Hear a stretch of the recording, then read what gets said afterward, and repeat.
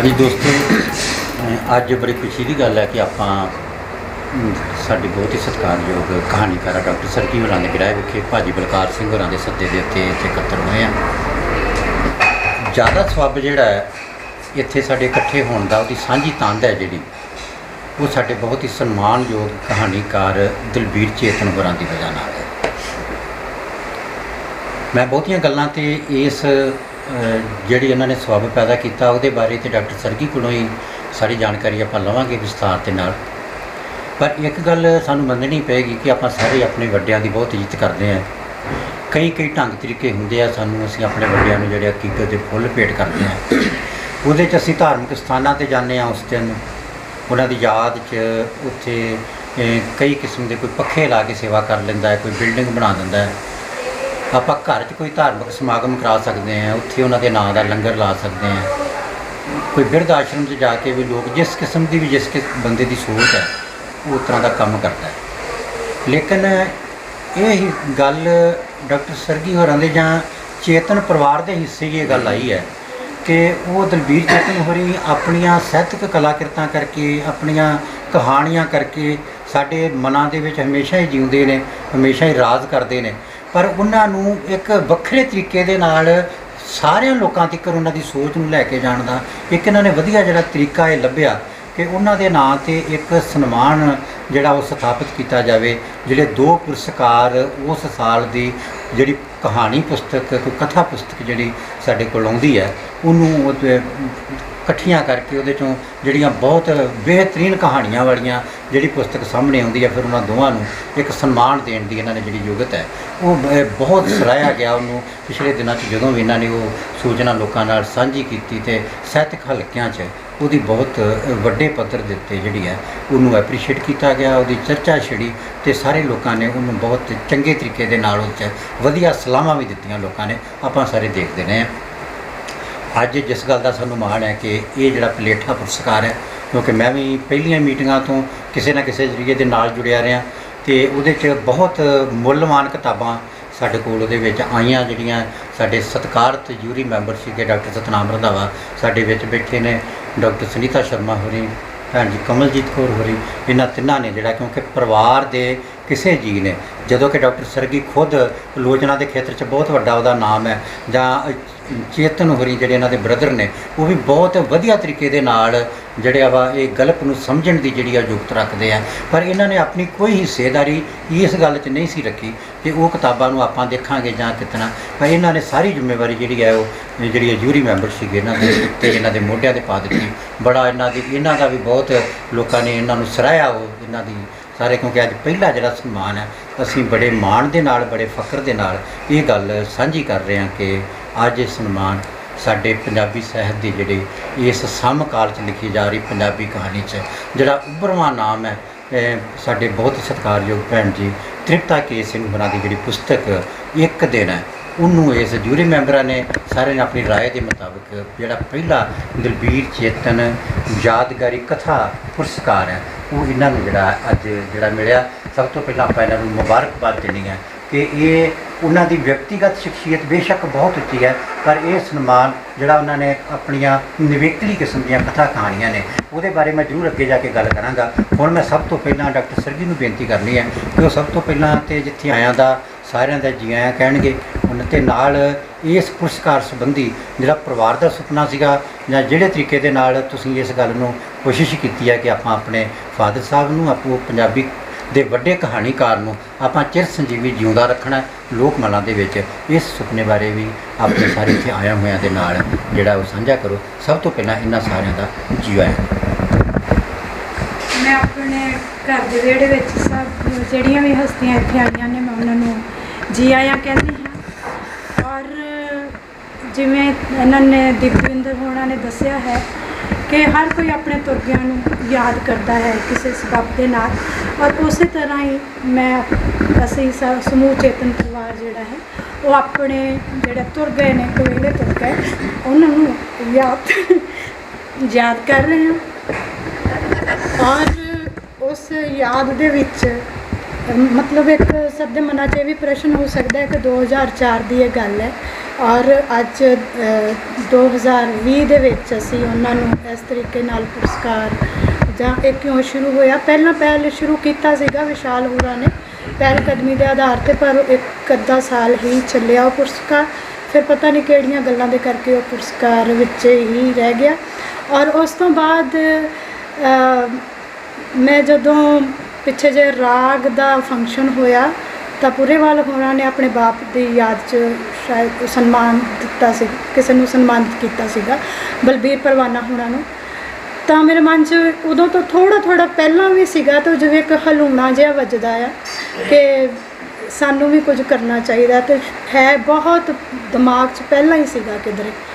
ਔਰ ਇਸੇ ਤਰ੍ਹਾਂ ਹੀ ਜਦੋਂ ਫਿਰ ਉਹਨਾਂ ਦੀਆਂ ਕਹਾਣੀਆਂ, ਕਈ ਵਾਰੀ ਤੁਹਾਡੀਆਂ ਸਾਂਝਾਂ ਹੋਰ ਪੀੜ੍ਹੀਆਂ ਹੁੰਦੀਆਂ, ਕਈ ਵਾਰੀ ਉੱਧਰਲੇ ਲੋਕ ਬੈਠੇ ਹੁੰਦੇ ਆ ਤੁਹਾਡੀਆਂ ਉਹਨਾਂ ਦੀਆਂ ਕਹਾਣੀਆਂ ਬਾਰੇ, ਮੇਰੇ ਫਾਦਰ ਹੋਣਾ ਦੀਆਂ ਕਹਾਣੀਆਂ ਬਾਰੇ ਪੁੱਛਦੇ ਆ, ਤਾਂ ਉਹਨਾਂ ਨੂੰ ਮੈਂ PDF ਭੇਜੀ, ਜਿਵੇਂ ਪ੍ਰੇਮ ਮਾਨ ਹੋਣੀ ਆ, ਅਜੇ ਤਨਵੀਰ ਹੋਣੀ ਆ, ਤਾਂ ਉਹਨਾਂ ਨੇ ਮੈਨੂੰ, ਉਹਨਾਂ ਦੀ ਵਾਈਫ ਤੇ ਉਹਨਾਂ ਨੇ ਮੈਨੂੰ ਕਿਹਾ ਕਿ ਤੁਸੀਂ ਇਹ ਕਿਉਂ ਨਹੀਂ ਸ਼ੁਰੂ ਕਰਦੇ, ਵੀ ਇੰਨੀਆਂ ਸੋਹਣੀਆਂ ਕਹਾਣੀਆਂ ਲਿਖਣ ਵਾਲਾ ਸਾਡੇ ਕੋਲ, ਵੀ ਉਹ ਤੁਰ ਗਿਆ ਆ, ਗਏ ਤਾਂ ਕਿਤੇ ਨਹੀਂ ਹੈਗੇ, ਸ਼ਬਦਾਂ 'ਚ ਤਾਂ ਇੱਥੇ ਹੀ ਹੈਗੇ ਆ, ਅੱਖਰਾਂ 'ਚ ਇੱਥੇ ਹੀ ਹੈਗੇ, ਆਪਣੀਆਂ ਕਹਾਣੀਆਂ ਰਾਹੀਂ ਉਹ ਸਾਡੇ ਕੋਲ ਹੀ ਹੈ। ਤਾਂ ਫਿਰ ਮੈਂ ਸਾਰੀਆਂ ਗੱਲਾਂ ਆਪਣੇ ਪੂਰੇ ਪਰਿਵਾਰ ਨਾਲ ਕੀਤੀਆਂ, ਆਪਣੇ ਪਤੀ ਦੇਵ ਨਾਲ ਕੀਤੀਆਂ, ਆਪਣੇ ਜਿਹੜਾ ਮੇਰਾ ਪੇਕਾ ਪਰਿਵਾਰ ਹੈ, ਤੇ ਉਹ ਕਹਿੰਦੇ ਚਾਹੁੰਦੇ ਤੇ ਅਸੀਂ ਵੀ ਸੀ, ਪਰ ਸਾਰੇ ਕਿਉਂਕਿ ਬਾਹਰ ਨੇ, ਮੇਰੇ ਇੱਥੇ ਸਿਰਫ ਮੇਰੇ ਚਾਚਾ ਜੀ ਹੈ, ਮੇਰੇ ਮਦਰ ਨੇ ਤੇ ਚਾਚੀ ਜੀ ਹੈ, ਤੇ ਜਿਹੜੇ ਸਾਰੇ ਮੇਰੇ ਭੈਣ ਭਰਾ ਆ ਉਹ ਬਾਹਰ ਹੈ। ਤਾਂ ਕਈ ਵਾਰੀ ਬੰਦਾ ਥੋੜ੍ਹਾ ਡਰਦਾ ਰਹਿੰਦਾ ਆ ਵੀ ਇਹ ਕੰਮ ਕਰਨੇ ਜਿਹੜੇ ਆ ਔਖੇ ਹੋਣਗੇ, ਪਰ ਯਕੀਨ ਮੰਨਿਓ ਹਰ ਇੱਕ ਦੀ ਇੰਨੀ ਕੁ ਐਪਰੀਸ਼ੀਏਸ਼ਨ ਹੋਈ, એટલે ਮੈਨੂੰ ਲੱਗਾ ਕਿ ਮੈਂ ਇਕੱਲੀ ਨਹੀਂ ਹੈਗੀ ਹੈ। ਔਰ ਵਕਤ ਤੋਂ ਵਕਤ ਹਰ ਇੱਕ ਨੇ, ਜਿਵੇਂ ਮੇਰੇ ਡੈਡ ਦੇ ਉੱਥੇ ਬੇਟਾ ਰਵਿੰਦਰ ਸਹਿਰਾ ਹੋਣੀ ਆ, ਉਹਨਾਂ ਨੇ ਸੁਖਵਿੰਦਰ ਕੰਬੋਜ ਉਹਨਾਂ ਨੇ ਮੈਨੂੰ ਫੋਨ ਕੀਤਾ, ਬੇਟਾ ਕਿਸੇ ਵੀ ਤਰ੍ਹਾਂ ਦੀ ਲੋੜ ਹੈ ਤਾਂ ਸਾਨੂੰ ਦੱਸੋ। ਮੈਂ ਕਿਹਾ ਨਹੀਂ, ਮੋਨੇਟਰੀ ਸਾਨੂੰ ਕਿਸੇ ਤਰ੍ਹਾਂ ਦੀ ਲੋੜ ਨਹੀਂ ਹੈ, ਮੋਰਲੀ ਜਿਹੜੀ ਹੈ ਉਹ ਬੜੀ ਲੋੜ ਹੁੰਦੀ ਹੈ। ਤੇ ਇਸ ਤਰ੍ਹਾਂ ਇੱਕ ਸ਼ੁਰੂ ਕਰਨ ਦੀ ਗੱਲ ਹੁੰਦੀ ਹੈ, ਮੈਂ ਉਹ ਕਹਿੰਦੇ ਨਾ ਮੈਂ ਅਕੇਲਾ ਹੀ ਤੁਰਾ ਥਾ ਔਰ ਕਾਫਲਾ ਬਣਤਾ ਗਿਆ, ਔਰ ਇਸ ਤਰੀਕੇ ਦੇ ਨਾਲ ਜਿਹੜਾ ਹੈ ਉਹ ਸ਼ੁਰੂ ਕੀਤਾ ਅਸੀਂ। ਔਰ ਇਸ ਸਾਲ ਜਦੋਂ ਕਿਤਾਬਾਂ ਸੀਗੀਆਂ ਤਾਂ ਕਾਫੀ ਕਿਤਾਬਾਂ ਜਿਹੜੀਆਂ 2 ਦਰਜਨ ਦੇ ਕਰੀਬ ਕਿਤਾਬਾਂ ਸੀ, ਔਰ ਉਹਦੇ ਵਿੱਚ ਮੇਰੇ ਆਸ-ਪਾਸ ਬਹੁਤ ਸਾਰੇ ਇਸ ਤਰ੍ਹਾਂ ਦੇ ਲੋਕ ਸੀਗੇ, ਔਰ ਉਹ ਮੈਂ ਕਮਾਲ ਦੀ ਗੱਲ ਇਹ ਹੈ ਕਿ ਉਹ ਲੋਚਕ ਨਹੀਂ ਸੀ, ਪਰ ਕਿਤਾਬਾਂ ਨੂੰ ਪੜ੍ਹਨ ਦਾ ਉਹਨਾਂ ਦਾ ਢੰਗ, ਜਾਂ ਉਹਨਾਂ ਨੇ ਕਹਿਣਾ ਆਹ ਕਿਤਾਬ ਕਮਾਲ ਆ ਕਿਤਾਬ। ਮੇਰੇ ਇੱਕ ਲਾਇਬ੍ਰੇਰੀਅਨ ਹੀ ਨੇ ਪ੍ਰਭਜੋਤ ਹੋਣੀ, ਔਰ ਮੈਂ ਕਿਹਾ ਵੀ ਫਿਰ ਉੱਥੋਂ ਹੀ ਮੈਂ 3-4 ਬੰਦੇ ਜਿਹੜੇ ਆ ਮੇਰੇ ਕਲੀਗ ਸੀਗੇ ਸ਼੍ਰੀ ਗੁਰੂ ਅੰਗਦ ਦੇਵ ਕਾਲਜ ਖਡੂਰ ਸਾਹਿਬ ਦੇ, ਅਸੀਂ ਉੱਥੋਂ ਪਹਿਲਾਂ ਛਾਨਣਾ ਲਾਉਂਦੇ ਹਾਂ ਕਿ 32 ਕਿਤਾਬਾਂ ਦੇ ਵਿੱਚੋਂ ਕਿਹੜੀਆਂ 25 ਕਿਤਾਬਾਂ ਆ, 32 ਸੀਗੀਆਂ, ਤਾਂ ਕਿਹੜੀਆਂ ਕਿਤਾਬਾਂ ਜਿਹੜੀਆਂ ਆ ਪਹਿਲਾਂ ਉਹ ਪੜ੍ਹਾ ਸੀਗਾ, ਔਰ ਉਸ ਪੜ੍ਹਾਅ ਦੇ ਵਿੱਚੋਂ ਫਿਰ ਮੈਂ 15 ਦੇ ਕਰੀਬ ਜਿਹੜੀਆਂ ਕਿਤਾਬਾਂ ਸੀਗੀਆਂ ਉਹਨਾਂ ਨੇ ਕੱਢੀਆਂ, ਔਰ 15 ਦੇ ਕਰੀਬ ਜਿਹੜੀਆਂ ਕਿਤਾਬਾਂ ਸੀਗੀਆਂ ਮੈਂ ਫਿਰ ਫੇਸਬੁੱਕ 'ਤੇ ਸਾਂਝੀਆਂ ਵੀ ਕੀਤੀਆਂ ਸੀ, ਸਭ ਨੂੰ ਪਤਾ ਹੀ ਹੈ ਕਿ ਆਹ ਕਿਤਾਬਾਂ ਹੈਗੀਆਂ ਆ। ਫਿਰ ਉਹਨਾਂ ਕੋਲੋਂ ਉਹ ਕਿਤਾਬਾਂ ਮੰਗਵਾਈਆਂ, ਤੇ ਫਿਰ ਉਹਦੇ ਵਿੱਚੋਂ 4 ਕਿਤਾਬਾਂ ਜਿਹੜੀਆਂ ਸੀਗੀਆਂ ਉਹ ਜਿਹੜੀਆਂ ਆਈਆਂ, ਔਰ ਉਹ 4 ਕਿਤਾਬਾਂ 15 ਕਿਤਾਬਾਂ ਨੂੰ ਫਿਰ ਮੈਂ ਜਿਹੜਾ ਹੈ ਜਿਊਰੀ ਮੈਂਬਰਸ ਜਿਹੜੇ ਬਣਾਏ, ਔਰ ਇੱਕ ਸਤਨਾਮ ਰੰਧਾਵਾ ਸੀਗੇ, ਇੱਕ ਸੁਨੀਤਾ ਸ਼ਰਮਾ BBK DAV ਤੋਂ, ਸਤਨਾਮ ਰੰਧਾਵਾ ਗੌਰਮੈਂਟ ਕਾਲਜ ਤੋਂ ਨੇ, ਕਵਲਪ੍ਰੀਤ ਜਿਹੜੇ ਹੈਗੇ ਸਰਹਾਲੀ ਕਾਲਜ ਤੋਂ, ਔਰ ਉਹਨਾਂ ਨੇ ਉਹਨਾਂ ਕਿਤਾਬਾਂ ਦੇ ਵਿੱਚੋਂ, ਔਰ ਮੈਂ ਇਹਨਾਂ ਨੂੰ ਕਿਹਾ ਵੀ ਵੇਖ ਆਪਾਂ ਦੇਣਾ ਦੋਣਾ ਨਹੀਂ, ਆਪਾਂ ਸਿਰਫ, ਉਹ ਕਹਿੰਦੇ ਨਹੀਂ ਅਸੀਂ ਇਹ ਕੰਮ ਆਪ ਕਰਨਾ ਆ, ਤੇ ਬਗੈਰ ਮਿਹਨਤ ਦੇ ਨਾਲ। ਤੇ ਮੈਨੂੰ ਇਹ ਦੱਸਦਿਆਂ ਕੋਈ ਉਹਦੇ ਵਿੱਚ ਓਲਾ ਛਿੱਪਾ ਜਿਹਾ ਸੀ, ਇਹਦੇ ਵਿੱਚ 20 ਨੰਬਰ ਰੱਖੇ ਸੀਗੇ, ਔਰ ਕਿਤਾਬਾਂ ਦੀ ਜਿਹੜੀ ਸੀਗੀ ਵੰਡ ਉਹਦੇ ਵਿੱਚ ਇਹ ਸਾਰਾ ਕੁਝ ਸਤਨਾਮ ਰੰਧਾਵਾ ਹੋਣੀ ਦੱਸਣਗੇ ਕਿ ਕਿਸ ਤਰੀਕੇ ਦੇ ਨਾਲ ਅਸੀਂ ਕੈਟਾਗਰੀਜ਼ ਕੀਤੀਆਂ, ਔਰ ਇਹਨਾਂ ਨੂੰ ਮੈਂ ਫਿਰ ਕਿਤਾਬਾਂ ਕਈ ਵਾਰੀ ਸਾਨੂੰ ਕਿਸੇ ਨੇ ਇੱਕ ਦਿੱਤੀ ਹੁੰਦੀ ਸੀਗੀ, ਫਿਰ ਮੈਂ ਕਿਹਾ ਉਹਨਾਂ 'ਤੇ ਬੋਝ ਕੀ ਪਾਉਣਾ ਆ, PDF ਮੰਗਾ ਲਈਆਂ ਸੀਗੀਆਂ, ਤੇ ਫਿਰ ਅਸੀਂ ਇੱਕ ਕਿਤਾਬ ਵੀ ਮੈਨੂੰ ਲੱਗਦਾ ਨਿਮਨ ਸਿੰਘ ਦੀ ਸਿਰਫ ਇੱਕ ਕਿਤਾਬ ਸਾਡੇ ਕੋਲ ਆਈ ਸੀ, ਤੇ ਅਸੀਂ ਫਿਰ ਸਾਰਿਆਂ ਨੂੰ ਸਰਕੂਲੇਟ ਕਰਦੇ ਰਹੇ ਵੀ ਹੁਣ ਤੁਸੀਂ ਆਹ ਪੜ੍ਹ ਲਓ, ਅਸੀਂ ਆਹ ਪੜ੍ਹ ਲਈਆਂ। ਤੇ ਇਸ ਤਰੀਕੇ ਦੇ ਨਾਲ ਜਿਹੜਾ ਕੰਮ, ਔਰ ਮੈਂ ਇਹ ਜਿੰਨੇ ਵੀ ਮੇਰੇ ਜਿਊਰੀ ਮੈਂਬਰ ਸੀ, ਇੱਕ ਦੂਜੇ ਦਾ ਇਹਨਾਂ ਨੂੰ ਪਤਾ ਨਹੀਂ ਸੀ ਕਿ ਦੂਜੇ 2 ਕੌਣ ਹੈਗੇ ਆ। ਤੇ ਇਸ ਤਰੀਕੇ ਦੇ ਨਾਲ ਜਿਹੜਾ ਸੀ ਸਾਡੇ ਬਾਅਦ ਵਿੱਚ ਤੀਜੇ ਗੇੜ ਦੇ ਵਿੱਚ 4 ਸਾਡੇ ਕੋਲ ਕਹਾਣੀਕਾਰ ਰਹਿ ਗਏ ਸੀ, ਜਿਹੜੇ ਬਹੁਤ ਸਮਕਾਲ ਦੀ ਕਹਾਣੀ ਨੂੰ ਨਿਰਖ ਪਰਖ ਕਰਨ ਵਾਲੇ, ਚੰਗੀ ਕਹਾਣੀ ਲਿਖਣ ਵਾਲੇ, ਚੰਗੀਆਂ ਕਹਾਣੀਆਂ ਦੀਆਂ ਵਿੱਚ ਜਿਹੜੀਆਂ ਪਿਰਤਾਂ ਪਾਉਣ ਵਾਲੇ, ਟੈਕਨੀਕਲ ਪੱਖ ਵੀ ਜਿਹੜੇ ਸੀਗੇ ਉਹਨਾਂ ਦੇ ਬਹੁਤ ਅੱਛੇ ਸੀਗੇ। ਔਰ ਉਹਨਾਂ ਕਹਾਣੀਆਂ ਦੇ ਉਹ 4 ਕਹਾਣੀਕਾਰ ਸਾਡੇ ਕੋਲ ਸੀਗੇ, ਤ੍ਰਿਪਤਾ ਕੇ ਸਿੰਘ ਹੋਰੀ, ਅਨੇਮਨ ਸਿੰਘ, ਕੇਸਰਾ ਰਾਮ ਤੇ ਇਸ ਤੋਂ ਇਲਾਵਾ ਦੀਪਤੀ ਬਬੂਟਾ ਹੋਣੀ ਸੀਗੇ।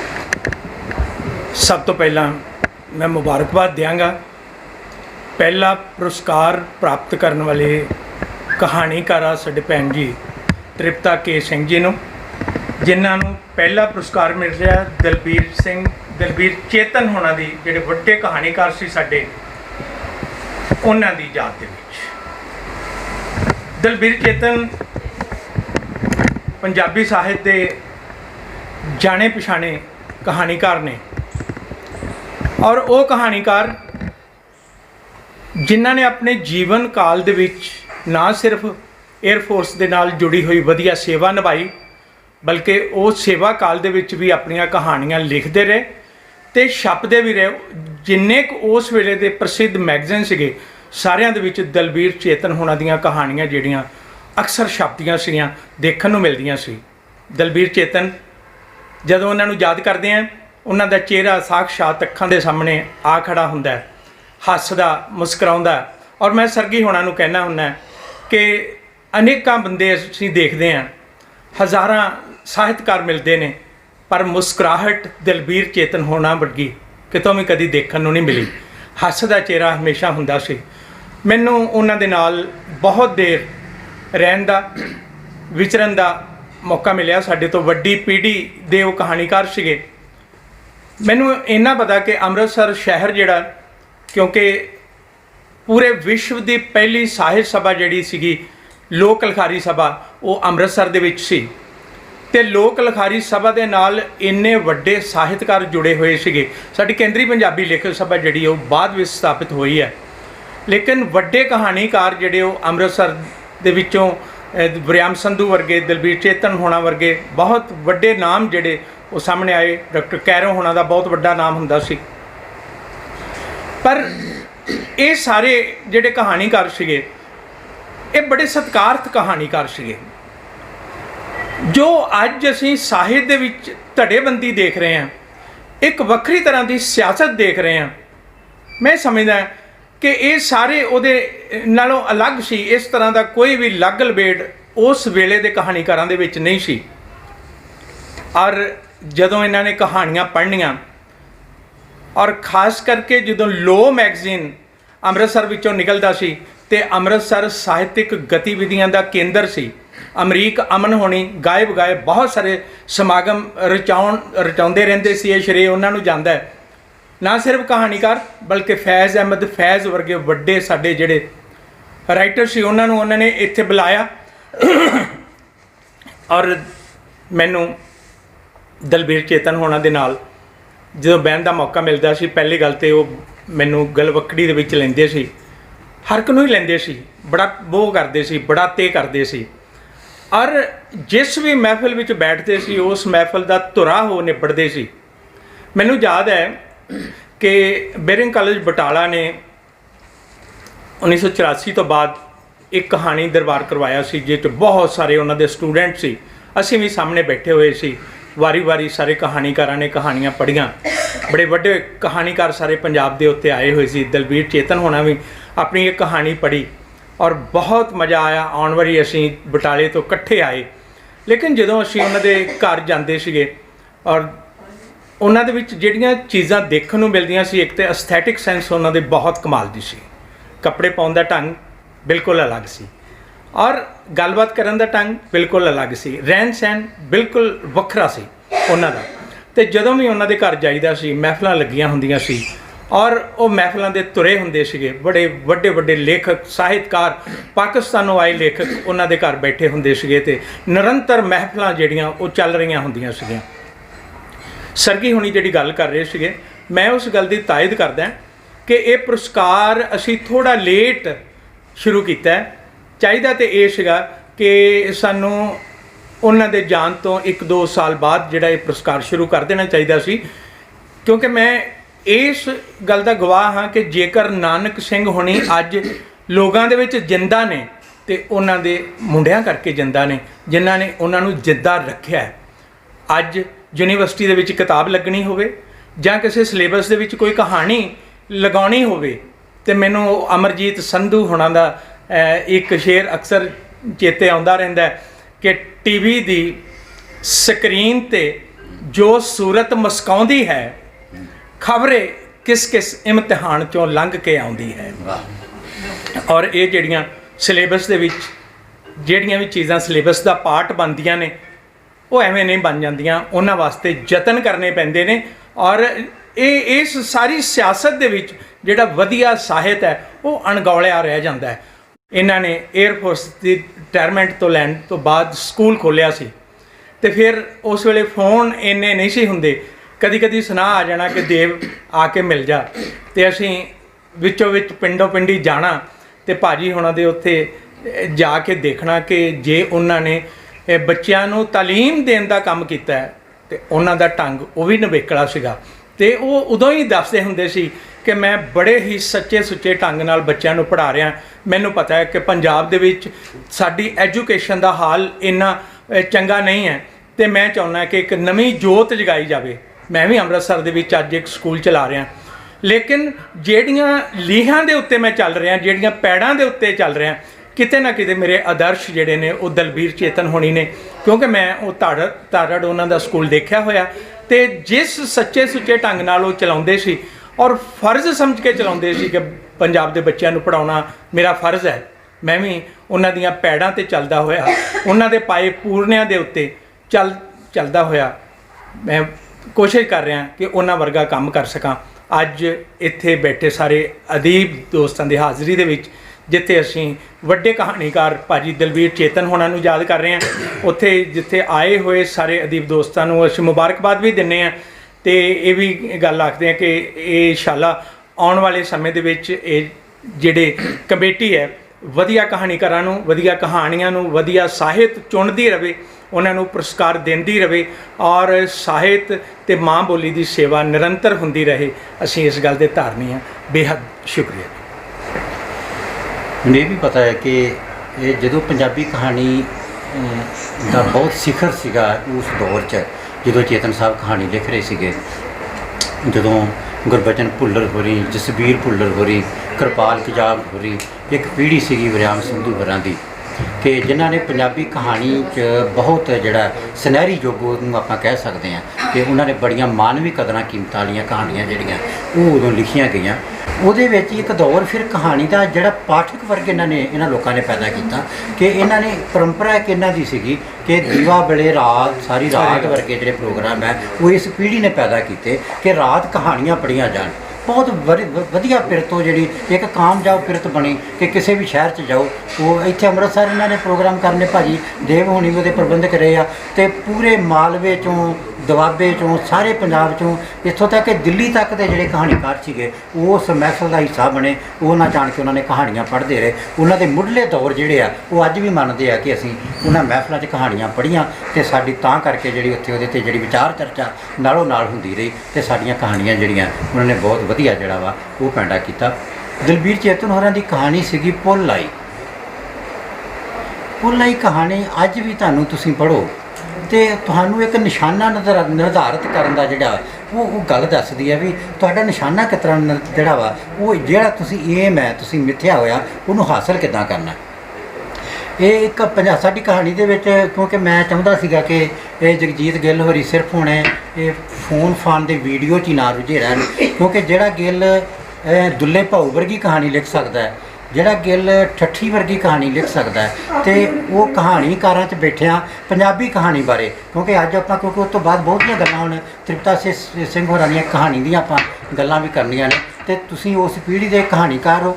ਮੈਨੂੰ ਤਾਂ ਇਹ ਗੱਲ ਸ਼ੇਅਰ ਕਰਨੀ ਪੈ ਰਹੀ ਹੈ ਕਿ ਜਦੋਂ ਵੀ ਸਾਡੇ ਆਲੋਚਕ ਪੰਜਾਬੀ ਕਹਾਣੀ ਦੀ ਗੱਲ ਕਰਦੇ ਆ ਤੇ ਜਗਜੀਤ ਗਿੱਲ ਦੀ ਕਹਾਣੀ ਦੀ ਜਿਹੜੀ ਭਾਸ਼ਾ ਹੈ ਉਹਦੇ ਬਾਰੇ ਗੱਲ ਕਰਦੇ ਆ ਕਿ ਇਹਦੇ ਕੋਲ ਪੇਂਡੂ ਠੱਠੀ ਦੀ ਭਾਸ਼ਾ ਹੈ, ਇਹਦੇ ਕੋਲ ਪਿੰਡ 'ਚ ਕੰਮ ਕਰਦੇ ਲੋਕਾਂ ਦੀ ਭਾਸ਼ਾ ਹੈ, ਤੇ ਆਪਾਂ ਉਹ ਭਾਸ਼ਾ ਜਿਹੜਾ ਕਹਾਣੀਕਾਰ ਸਾਡੇ ਵਿੱਚ ਬੈਠਾ ਹੈ, ਬੇਸ਼ੱਕ ਇਹ ਸਾਨੂੰ ਅੱਜ ਸਾਰਿਆਂ ਨੂੰ ਫਿਲਮਾ ਕੇ ਤੇ ਲੋਕਾਂ 'ਚ ਵਾਹ ਕਰਾਉਣ ਦੀ ਜਿਹੜੀ ਹੈ ਉਹ ਹੋੜ ਇਹਦੇ ਵਿੱਚ ਬੇਸ਼ੱਕ ਹੈਗੇ ਆ, ਪਰ ਅੱਜ ਆਪਾਂ ਚਾਹਾਂਗੇ ਕਿ ਉਹ ਇਸ ਦਲਬੀਰ ਚੇਤਨ ਦੀ ਕਹਾਣੀ ਵੇਦਾ ਨੂੰ ਲੈ ਕੇ, ਕਿਉਂਕਿ ਇਹ ਤਾਂ ਕਰਕੇ ਵੀ ਮੈਂ ਗੱਲ ਕਹਿ ਰਿਹਾ ਵਾਂ ਕਿ ਇਹ ਪਿਛਲੇ ਦਿਨਾਂ 'ਚ ਜਿਹੜੀ ਪਿਰਤ ਸਭ ਤੋਂ ਮੁੱਢਲੇ ਦਿਨਾਂ 'ਚ ਇਹਨਾਂ ਨੇ ਪਾਈ ਕਿ ਦਲਬੀਰ ਚੇਤਨ ਹੋਰਾਂ ਦੀ ਕਹਾਣੀ ਬੇੜੀਆਂ ਦਾ ਪੁਲ ਜਿਹੜਾ ਇਹਨਾਂ ਨੇ ਆਪਣੀ ਆਵਾਜ਼ 'ਚ ਰਿਕਾਰਡ ਕਰਕੇ ਜਦੋਂ ਸੋਸ਼ਲ ਮੀਡੀਆ ਦੇ ਉੱਤੇ ਪਾਈ, ਤੇ ਬਹੁਤ ਸਾਰੇ ਲੋਕਾਂ ਨੇ ਸਰਗੀ ਨੂੰ ਫੋਨ ਕਰ ਕਰਕੇ ਉਹਨੂੰ ਉਹਦੇ ਤੇ ਕਮੈਂਟ ਕਰ ਕਰਕੇ ਕਿ ਸਾਨੂੰ ਦੱਸੋ ਕਿ ਸਰਗੀ ਇਹ ਬੋਲਣ ਵਾਲੇ ਤੁਹਾਡੇ ਜਿਹੜੇ ਇੱਕ ਡੈਡੀ ਤੁਹਾਡੇ ਬੋਲ ਰਹੇ ਆ ਕਿ ਜਾਂ ਕਿਸੇ ਹੋਰ ਦੀ ਆਵਾਜ਼ ਹੈ, ਤੁਸੀਂ ਸਾਨੂੰ ਆਪਣੀ ਜਿੱਥੇ ਜੋ ਕਿ ਪੰਜਾਬੀ ਕਹਾਣੀ ਕਲਾ ਬਾਰੇ ਜਿਹੜੀਆਂ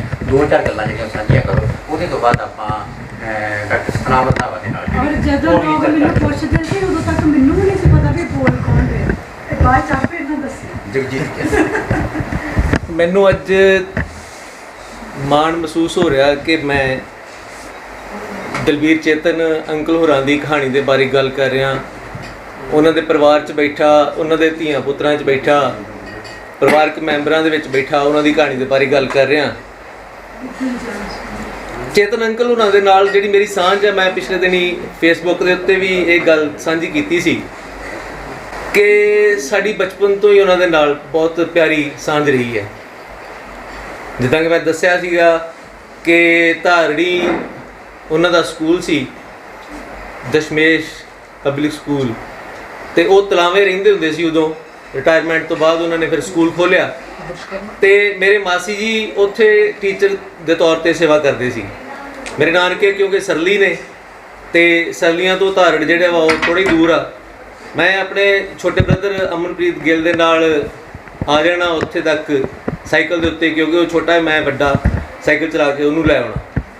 ਉਹਨੇ ਆਪਣੀ ਡਾਇਰੀ ਦੇ ਉੱਤੇ ਛੋਟੀ ਛੋਟੀ ਕਹਾਣੀਆਂ ਲਿਖੀਆਂ ਹੋਣੀਆਂ ਤੇ ਅੰਕਲ ਨੂੰ ਵਿਖਾਉਣੀਆਂ। ਜਦੋਂ ਉਹਨਾਂ ਨੇ ਉਹਨਾਂ ਨੂੰ ਪੜ੍ਹਨਾ ਤਾਂ ਮੈਨੂੰ ਯਾਦ ਆ ਕਿ ਇੱਕ ਜਿਹੜਾ ਲੇਖਕ ਉੱਭਰ ਰਿਹਾ ਲੇਖਕ ਹੁੰਦਾ ਆ, ਉਹਦੇ ਵਾਸਤੇ ਇੱਕ ਹੱਲਾਸ਼ੇਰੀ ਕਿੰਨਾ ਮਾਇਨਾ ਰੱਖਦੀ ਆ। ਤੇ ਬਸ ਉਹ ਹੱਲਾਸ਼ੇਰੀ ਆ ਜਿਹੜੀ ਸਾਨੂੰ ਅੰਕਲ ਦੀ ਦਿੱਤੀ ਹੋਈ। ਅੱਜ ਮਾੜਾ ਮੋਟਾ ਜੇ ਅਸੀਂ ਕੁਝ ਲਿਖ ਰਹੇ ਹਾਂ ਤੇ ਉਹਦੇ ਪਿੱਛੇ ਉਹ ਹੱਲਾਸ਼ੇਰੀ ਹੈ। ਤੇ ਅੰਕਲ ਦੀਆਂ ਬਹੁਤ ਸਾਰੀਆਂ ਕਹਾਣੀਆਂ ਜਿਹੜੀਆਂ ਆ ਉਹਨਾਂ ਦਿਨਾਂ ਦੇ ਵਿੱਚ ਅੰਗਰੇਜ਼ੀ ਦੇ ਵਿੱਚ ਵੀ ਅਨੁਵਾਦ ਹੋ ਚੁੱਕੀਆਂ ਸੀ। ਰਿਸ਼ਤਿਆਂ ਦੇ ਆਰ ਪਾਰ, ਰਾਤ ਬਰਾਤੇ, ਤੇ ਹੋਰ ਬਹੁਤ ਸਾਰੀਆਂ ਜਿਹੜੀਆਂ ਕਹਾਣੀਆਂ ਸੀ। ਤੇ ਉਹਨਾਂ ਦੀਆਂ ਕਹਾਣੀਆਂ ਨੂੰ ਪੜ੍ਹ ਕੇ ਅਸੀਂ ਏਡੇ ਹੋਏ, ਵੱਡੇ ਹੋਏ, ਤੇ ਅੱਜ ਮਾਣ ਵੀ ਮਹਿਸੂਸ ਹੋ ਰਿਹਾ, ਬਲਕਿ ਉਹਨਾਂ ਦੀ ਲੋੜ ਵੀ ਮਹਿਸੂਸ ਹੋ ਰਹੀ। ਕਿਉਂਕਿ ਕੱਲ੍ਹ ਹੀ ਮੈਂ ਡਾਕਟਰ ਜੋਗਿੰਦਰ ਕੈਰੋਂ ਦੇ ਨਾਲ ਇੰਟਰਵਿਊ ਕਰ ਰਿਹਾ ਸੀ, ਉੱਥੇ ਵੀ ਗੱਲ ਹੋਈ ਕਿ ਤੁਹਾਡੇ ਵਾਲੀ ਪੀੜ੍ਹੀ ਨੂੰ ਜਿੱਦਾਂ ਇਗਨੋਰ ਕਰ ਦਿੱਤਾ ਗਿਆ, ਜਿਸ ਤਰੀਕੇ ਦੇ ਨਾਲ ਖੱਗ ਕੇ ਪਾਸੇ ਰੱਖ ਦਿੱਤਾ ਗਿਆ। ਦਲਬੀਰ ਚੇਤਨ, ਜੋਗਿੰਦਰ ਸਿੰਘ ਕੈਰੋਂ, ਪ੍ਰੇਮ ਗੋਰਖੀ, ਕਿਰਪਾਲ ਕਜ਼ਾਕ, ਜਸਬੀਰ ਭੁੱਲਰ ਤੇ ਮੁਖਤਾਰ ਗਿੱਲ, ਇਹ ਜਿਹੜੇ ਕਹਾਣੀਕਾਰ ਆ, ਇਹਨਾਂ ਦੀ ਜਿਹੜੀ ਸਾਹਿਤ ਨੂੰ ਦੇਣ ਆ ਉਹਨੂੰ ਇੱਕ ਅੱਖੋਂ ਪਰੋਖਿਆ ਕੀਤਾ ਜਾ ਰਿਹਾ, ਜਾਂ ਤੇ ਪਤਾ ਨਹੀਂ ਜਾਣ-ਬੁੱਝ ਕੇ ਜਾਂ ਅਵਚੇਤਨ ਹੀ ਮਤਲਬ ਕੀਤਾ ਜਾ ਰਿਹਾ। ਕਿਉਂਕਿ ਸਾਰੇ ਕਹਾਣੀਕਾਰਾਂ ਦਾ ਯੋਗਦਾਨ ਬਹੁਤ ਵਧੀਆ ਯੋਗਦਾਨ ਆ, ਤੇ ਇਹ ਕਹਾਣੀ ਸਾਰੀ ਨੂੰ ਦੋ ਲੇਖਕਾਂ, ਬੇਸ਼ੱਕ ਵੱਡੇ ਲੇਖਕ ਨੇ ਸਾਡੇ ਰਾਧ ਸੇਰੇ ਨੇ, ਉਹਨਾਂ ਦੇ ਵਿੱਚ ਵੰਡ ਦੇਣ ਦੇ ਨਾਲ ਮਤਲਬ ਕੁਛ ਨਾ ਕੁਛ ਸੋਚਣ ਵਾਸਤੇ ਅਸੀਂ ਮਜਬੂਰ ਹੁੰਦੇ। ਫਿਰ ਉਹਨਾਂ ਉਸ ਪੀੜ੍ਹੀ ਦੇ ਲੇਖਕਾਂ ਨੂੰ ਜਿਸ ਤਰੀਕੇ ਦੇ ਨਾਲ ਇਨਾਮਾਂ ਸਨਮਾਨਾਂ ਦੇ ਪੱਖੋਂ ਵੀ ਇਗਨੋਰ ਕਰ ਦਿੱਤਾ ਗਿਆ, ਅੱਖੋਂ ਪਰੋਖਿਆ ਕਰ ਦਿੱਤਾ ਗਿਆ।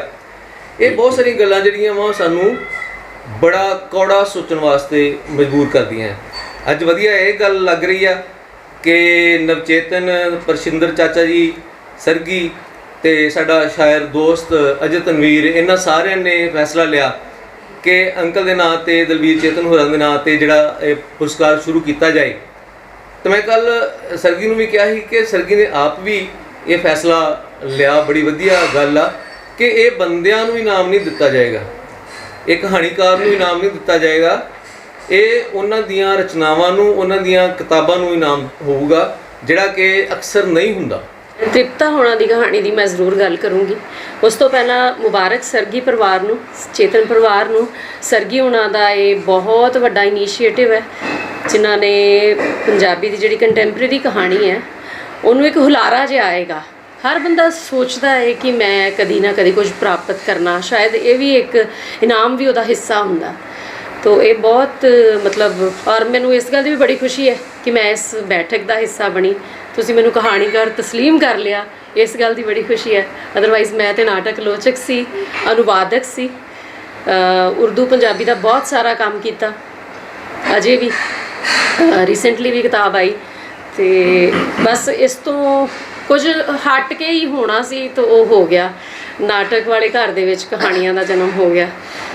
ਲੇਕਿਨ ਸਭ ਤੋਂ ਖੂਬਸੂਰਤ ਗੱਲ ਇਹ ਹੋਈ ਕਿ ਜਦੋਂ ਵੀ ਕਹਾਣੀ ਲਿਖੀ ਤਾਂ ਪਹਿਲਾ ਪਾਠਕ ਘਰ 'ਚ ਹੀ ਆ ਸ਼੍ਰੀ ਕੇਵਲ ਧਾਲੀਵਾਲ, ਉਹ ਪੜ੍ਹਦੇ ਆ, ਉਸ ਤੋਂ ਬਾਅਦ ਉਹ ਲੈ ਜਾਂਦੇ ਆ ਟਾਈਪ ਕਰਨ ਲਈ, ਬਿਨਾਂ ਪੁੱਛਿਆਂ ਦੱਸਿਆਂ ਤੋਂ ਟਾਈਪ ਸ਼ੁਰੂ ਹੋ ਜਾਂਦੀ ਹੈ, ਜਦ ਕਿ ਉਹ ਕਦੀ ਰਿਵਾਈਜ਼ ਨਹੀਂ ਹੋਈ ਹੁੰਦੀ। ਇਹ ਕਿਸੇ ਕਿਸੇ ਨੂੰ ਹੀ ਮੌਕਾ ਮਿਲਦਾ ਇਸ ਤਰੀਕੇ ਦੇ ਨਾਲ ਵੀ ਉਹਦਾ ਸਾਥੀ ਸਾਥ ਦੇਵੇ। ਥੈਂਕ ਯੂ ਵੈਰੀ ਮਚ ਕੇਵਲ। ਅਤੇ ਤੀਸਰੀ ਸਭ ਤੋਂ ਇੰਪੋਰਟੈਂਟ ਗੱਲ ਜਿਸ ਮਕਸਦ ਲਈ ਅਸੀਂ ਇੱਥੇ ਇਕੱਠੇ ਹੋਏ, ਤ੍ਰਿਪਤਾ ਕੇ ਸਿੰਘ,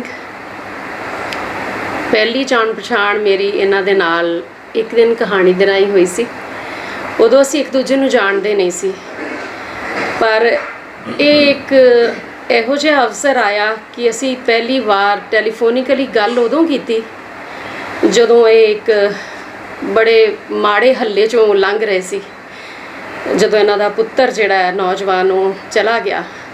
ਉਸ ਮੂਮੈਂਟ 'ਤੇ ਅਸੀਂ ਪਹਿਲੀ ਵਾਰ ਆਪਸ 'ਚ ਬੋਲ ਸਾਂਝੇ ਕੀਤੇ, ਜਦ ਕਿ ਗੱਲਾਂ ਸਾਰੀਆਂ ਜਿਹੜੀਆਂ ਸਾਨੂੰ ਕਹਾਣੀ ਨਾਲ ਜੁੜੀਆਂ ਹੋਣੀਆਂ ਚਾਹੀਦੀਆਂ ਸਨ, ਜਦੋਂ ਵੀ ਹੁੰਦੀਆਂ। ਜ਼ਿੰਦਗੀ ਹੈ, ਇੱਦਾਂ ਹੀ ਚੱਲੇਗੀ, ਇਹ ਵੀ ਦੌਰ ਆਉਣਾ ਸੀ। ਉਸ ਤੋਂ ਬਾਅਦ ਆਪਣੀ ਤੋਰ ਸਮਾਂ ਤੁਰ ਰਿਹਾ, ਪਰਮਾਤਮਾ ਇਹਨਾਂ ਨੂੰ ਹੋਰ ਉਚਾਈਆਂ ਬਖਸ਼ੇ।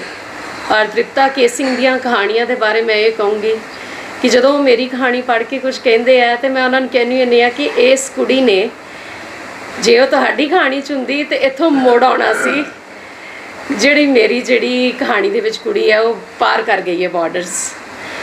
ਤੋ ਜਿਹੜਾ ਇੱਕ ਬਲਬਲਾ ਸ਼ਬਦ ਹੁੰਦਾ, ਅਸੀਂ ਆਮ ਤੌਰ 'ਤੇ ਕਵਿਤਾ ਲਈ ਇਸਤੇਮਾਲ ਕਰਦੇ ਹਾਂ, ਲੇਕਿਨ ਮੈਨੂੰ ਹਮੇਸ਼ਾ ਤ੍ਰਿਪਤਾ ਦੀਆਂ ਕਹਾਣੀਆਂ ਪੜ੍ਹ ਕੇ ਉਹ ਬਲਬਲਾ ਮਹਿਸੂਸ ਹੁੰਦਾ ਹੈ।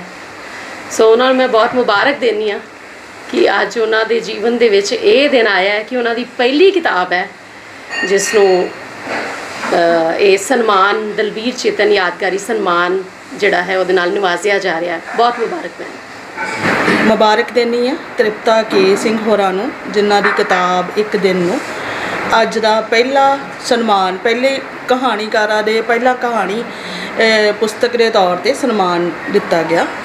ਜਿਵੇਂ ਹੁਣੇ ਗੱਲਾਂ ਹੋ ਰਹੀਆਂ ਸੀਗੀਆਂ, ਮੈਡਮ ਧਾਰੀਵਾਲ ਕਹਿ ਰਹੇ ਸੀਗੇ ਕਿ ਮੈਂ ਨਾਟਕ ਨਾਲ ਜੁੜੀ ਹੋਈ।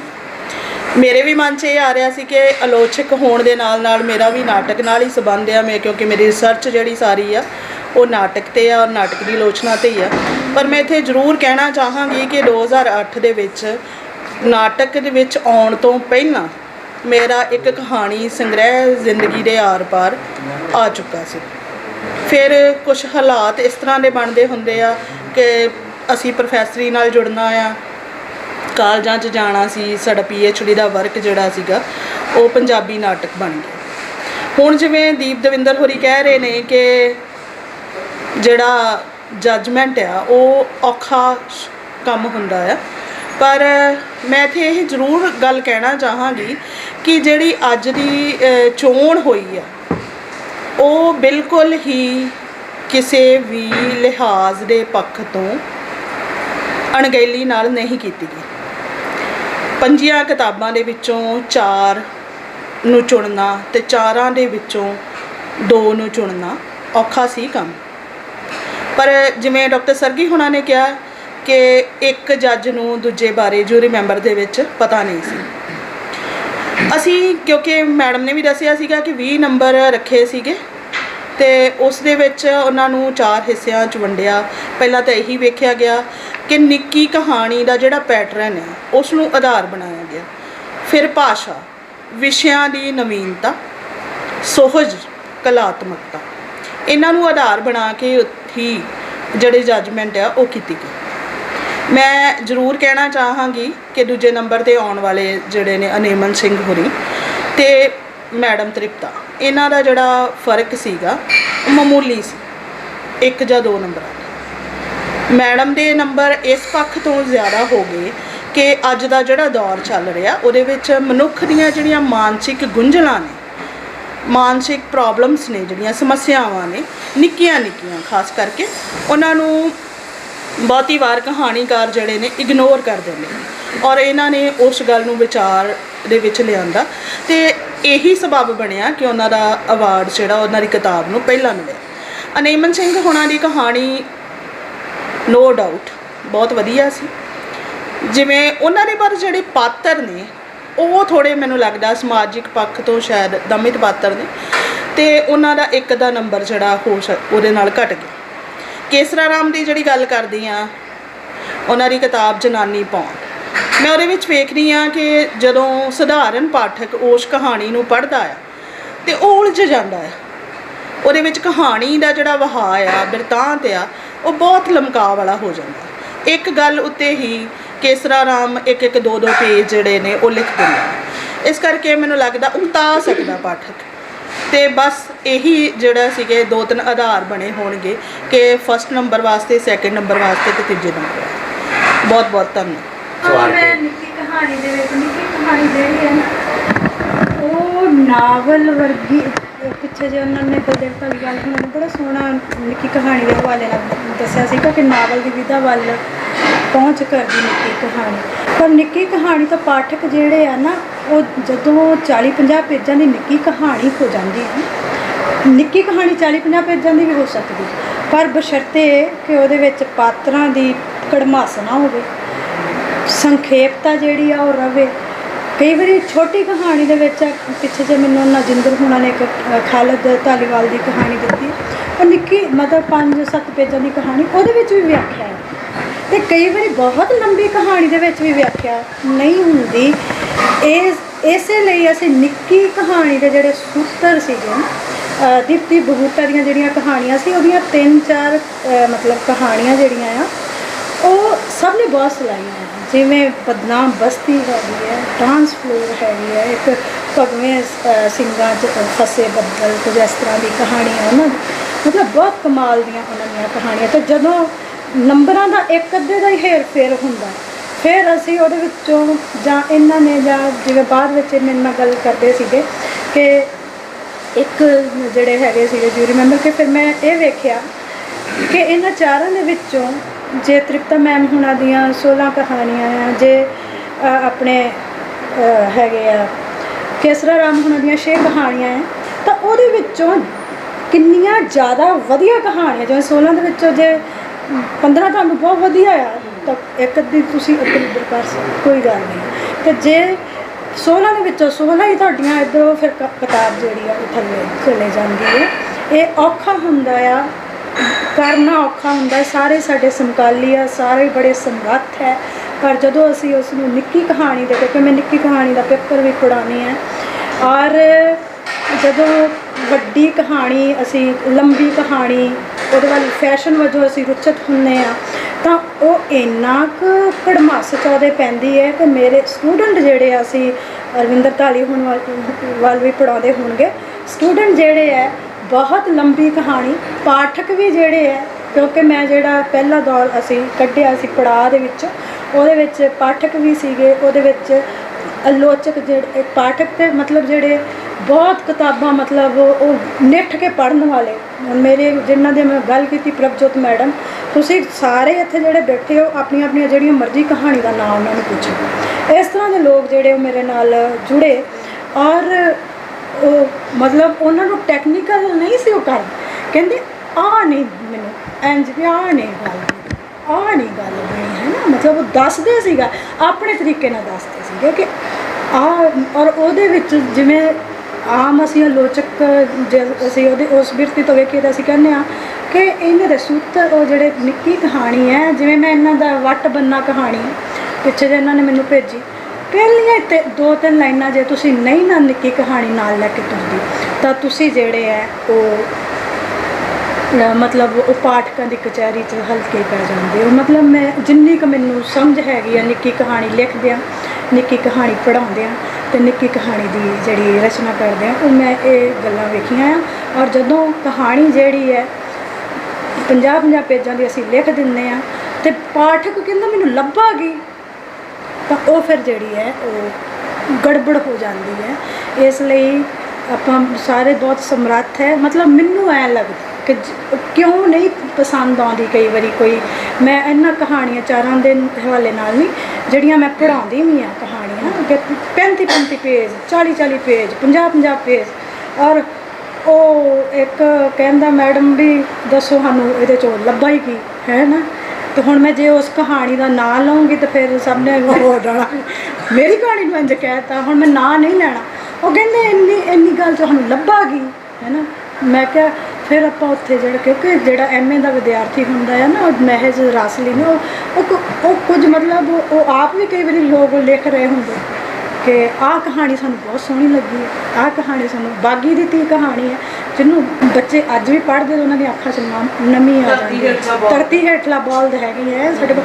ਮਤਲਬ ਜਦੋਂ ਤੁਸੀਂ ਅੱਜ ਦੀ ਕਹਾਣੀ, ਜਿਹੜੇ ਲੋਕ ਫੈਸ਼ਨ ਵਜੋਂ 50-50 ਪੇਜਾਂ ਦੀਆਂ ਜਦੋਂ ਲਿਖਣ ਲੱਗ ਪੈਂਦੇ ਆ ਕਿ ਅਸੀਂ ਕੁਝ ਵੱਖਰਾ ਕਰਨਾ ਆ, ਤਾਂ ਉਹ ਕਹਾਣੀ ਜਿਹੜੀ ਹੈ ਉਹੀ ਗੱਲ ਕਿ ਪੇਜਾਂ ਦੇ ਪੇਜ ਭਾਵੇਂ ਫੋਲਡ ਕਰੀ ਜਾਓ ਤੇ ਕਹਾਣੀ ਤੁਹਾਨੂੰ ਸਮਝ ਨਹੀਂ ਲੱਗਦੀ ਕਿ ਕਿੱਧਰ ਹੈਗੀ ਹੈ। ਕਈ ਕਹਾਣੀਆਂ 4-5 ਪੇਜ ਜਿਹੜੇ ਉਹ ਛੱਡ ਵੀ ਦਿੱਤੇ ਜਾਣ ਤੇ ਤਾਂ ਵੀ ਤੁਸੀਂ ਉਹਦੇ ਨਾਲ ਜੋੜ ਲੈਂਦੇ ਹੋ। ਇਹ ਜਿਹੜਾ ਵਰਤਾਂਤ ਉਹਦੇ 'ਚ ਨਾਵਲ ਦਾ ਆ ਜਾਂਦਾ ਹੈ ਕਿ ਕਹਾਣੀ ਲੱਗਦੀ ਨਹੀਂ ਕਿ ਕਹਾਣੀ ਜਾਂ ਨਾਵਲ ਲੱਗਣ ਲੱਗ ਜਾਂਦੀ ਹੈ। ਕਹਾਣੀ ਵਾਂਗੂ ਲੈਂਦੇ ਆ।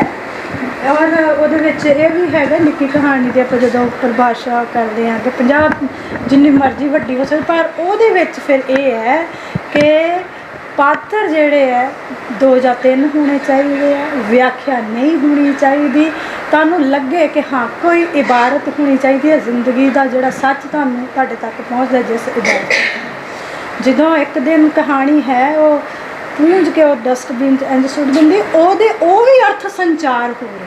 ਪਿਛਲੇ ਸਮੇਂ ਦੌਰਾਨ ਮੈਂ ਕਾਫੀ ਕਹਾਣੀਆਂ ਪੜ੍ਹੀਆਂ, ਮੈਂ ਨਾਂ ਤਾਂ ਨਹੀਂ ਲੈਣਾ ਚਾਹੁੰਦਾ, ਪਰ ਕੁਝ ਕਹਾਣੀਆਂ ਇਸ ਤਰ੍ਹਾਂ ਦੀਆਂ ਜਿਵੇਂ ਤੁਸੀਂ ਪੜ੍ਹਦੇ ਹੋ ਤੇ ਪਜ਼ਲ ਹੋ ਜਾਂਦੇ, ਫਿਰ ਤੁਹਾਨੂੰ ਪਿੱਛੇ ਆਉਣਾ ਪੈਂਦਾ,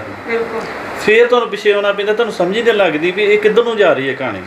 ਸ਼ਬਦਾਵਲੀ ਕੁਝ ਇਹੋ ਜਿਹੇ ਜਿਵੇਂ ਕਿਸੇ ਹੋਰ ਹੀ ਪਲਾਟ ਦੇ ਲੋਕਾਂ ਦੀ ਲਿਖੀ ਹੁੰਦੀ ਆ, ਜਾਂ ਉਹ ਕਿਸੇ ਹੋਰ ਹੀ ਇੱਥੇ ਅਸੀਂ ਉਹੋ ਜਿਹਾ ਕੁਝ ਵਾਪਰਦੇ ਆ ਨਹੀਂ ਵੇਖਦੇ ਜਿਹੜਾ ਉਹ ਕਹਾਣੀ 'ਚ ਬਿਲਕੁਲ ਜਿੱਦਾਂ ਫੈਂਟੈਸੀ ਹੋ ਜਾਂਦੀ ਹੈ। ਤੇ ਪਤਾ ਨਹੀਂ ਹੁਣ ਉਹ ਜਦੋਂ ਉਹਨਾਂ ਨਾਲ ਗੱਲ ਕਰੀਦੀ ਹੈ ਤਾਂ ਉਹ ਕਹਿੰਦੇ ਆ ਵੀ ਇਹ ਵਿਕਾਸ ਹੋ ਰਿਹਾ ਕਹਾਣੀ ਦਾ। ਤੁਸੀਂ ਉੱਥੇ ਖਲੋਤੇ ਜੇ ਪੜ੍ਹਨ ਵਾਲੇ ਤੇ ਕਹਾਣੀ ਅੱਗੇ ਵਿਕਾਸ ਕਰ ਗਈ ਹੈ। ਜਦੋਂ ਅਸੀਂ ਪੁਰਾਣਿਆਂ ਨੂੰ ਪੜ੍ਹਦੇ ਹਾਂ ਜਾਂ ਸਮਕਾਲੀ ਵੀ, ਜਿਵੇਂ ਭਾਈ ਦੀਪ ਜੀ ਆ ਜਾਂ ਇਹਨਾਂ ਦੀ ਕਹਾਣੀ ਪਿੱਛੇ ਹੋਲੀਡੇ ਵਾਈਫ, ਬੜੀ ਬੋਲਡ ਕਹਾਣੀ ਔਰ ਬੜੇ ਵਧੀਆ ਤਰੀਕੇ ਦੇ ਨਾਲ ਉਹ ਆਈ ਸਾਹਮਣੇ ਔਰ ਬੜਾ ਉਹਨੂੰ ਪਸੰਦ ਵੀ ਕੀਤਾ ਗਿਆ। ਤੇ ਉਹ ਮੈਨੂੰ ਇਹ ਨਹੀਂ ਸਮਝ ਲੱਗਦੀ, ਮੈਂ ਤੁਸੀਂ ਵੱਡੇ ਕਹਾਣੀਕਾਰ ਹੋ, ਮੈਂ ਤੁਹਾਡੇ ਕੋਲ ਇਹ ਪ੍ਰਸ਼ਨ ਵੀ ਪੁੱਛਣਾ ਚਾਹੁੰਦਾ ਵੀ ਕੀ ਅਸੀਂ ਉੱਥੇ ਖਲੋਤੇ ਕਿ ਕਹਾਣੀ ਸੱਚੀ ਇੰਨਾ ਵਿਕਾਸ ਕਰ ਗਈ ਹੈ ਵੀ ਸਾਨੂੰ ਸਮਝ ਨਹੀਂ ਆਉਂਦੀ। ਵਿਕਾਸ ਕਰ ਵੀ ਗਈ ਹੈ ਤੇ ਅੱਜ ਵੀ ਲੋਕ ਵਿਰਕ ਨੂੰ ਪਸੰਦ ਕਰ ਲੈਂਦੇ ਆ।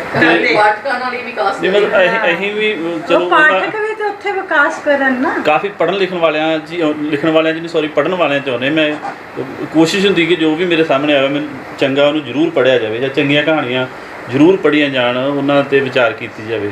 ਪਰ ਜੇ ਮੰਨ ਲਓ ਸਾਨੂੰ ਵੀ ਸਮਝ ਨਹੀਂ ਲੱਗਦੀ ਤੇ ਫਿਰ ਜਿਹੜੇ ਆਮ ਪਾਠਕ ਆ ਉਹਨਾਂ ਨੂੰ ਕਿੱਦਾਂ ਸਮਝ ਲੱਗੂਗੀ, ਤੇ ਜਾਂ ਫਿਰ ਇੰਨੀ ਜ਼ਿਆਦਾ ਵਿਕਾਸ ਕਰ ਗਈ ਕਿ ਗਾਂ ਹੀ ਲੰਘ ਗਈ, ਫਿਰ ਲੋਕੀ ਪਛਾਣ ਹੀ ਹੈਗੇ ਸਾਰੇ ਦੇ ਸਾਰੇ। ਬਲਬੀਰ ਪਰਵਾਨੇ ਦੇ ਸੰਪਰਕ ਦੇ ਵਿੱਚ ਮੈਂ ਜਦੋਂ ਆਇਆ ਤੇ ਉਹਨੇ ਮੈਨੂੰ ਕਿਹਾ ਵੀ ਤੁਸੀਂ ਯਾਰ ਲੇਖਕਾਂ ਦੀਆਂ ਇੰਟਰਵਿਊਆਂ ਕਰਕੇ ਭੇਜ।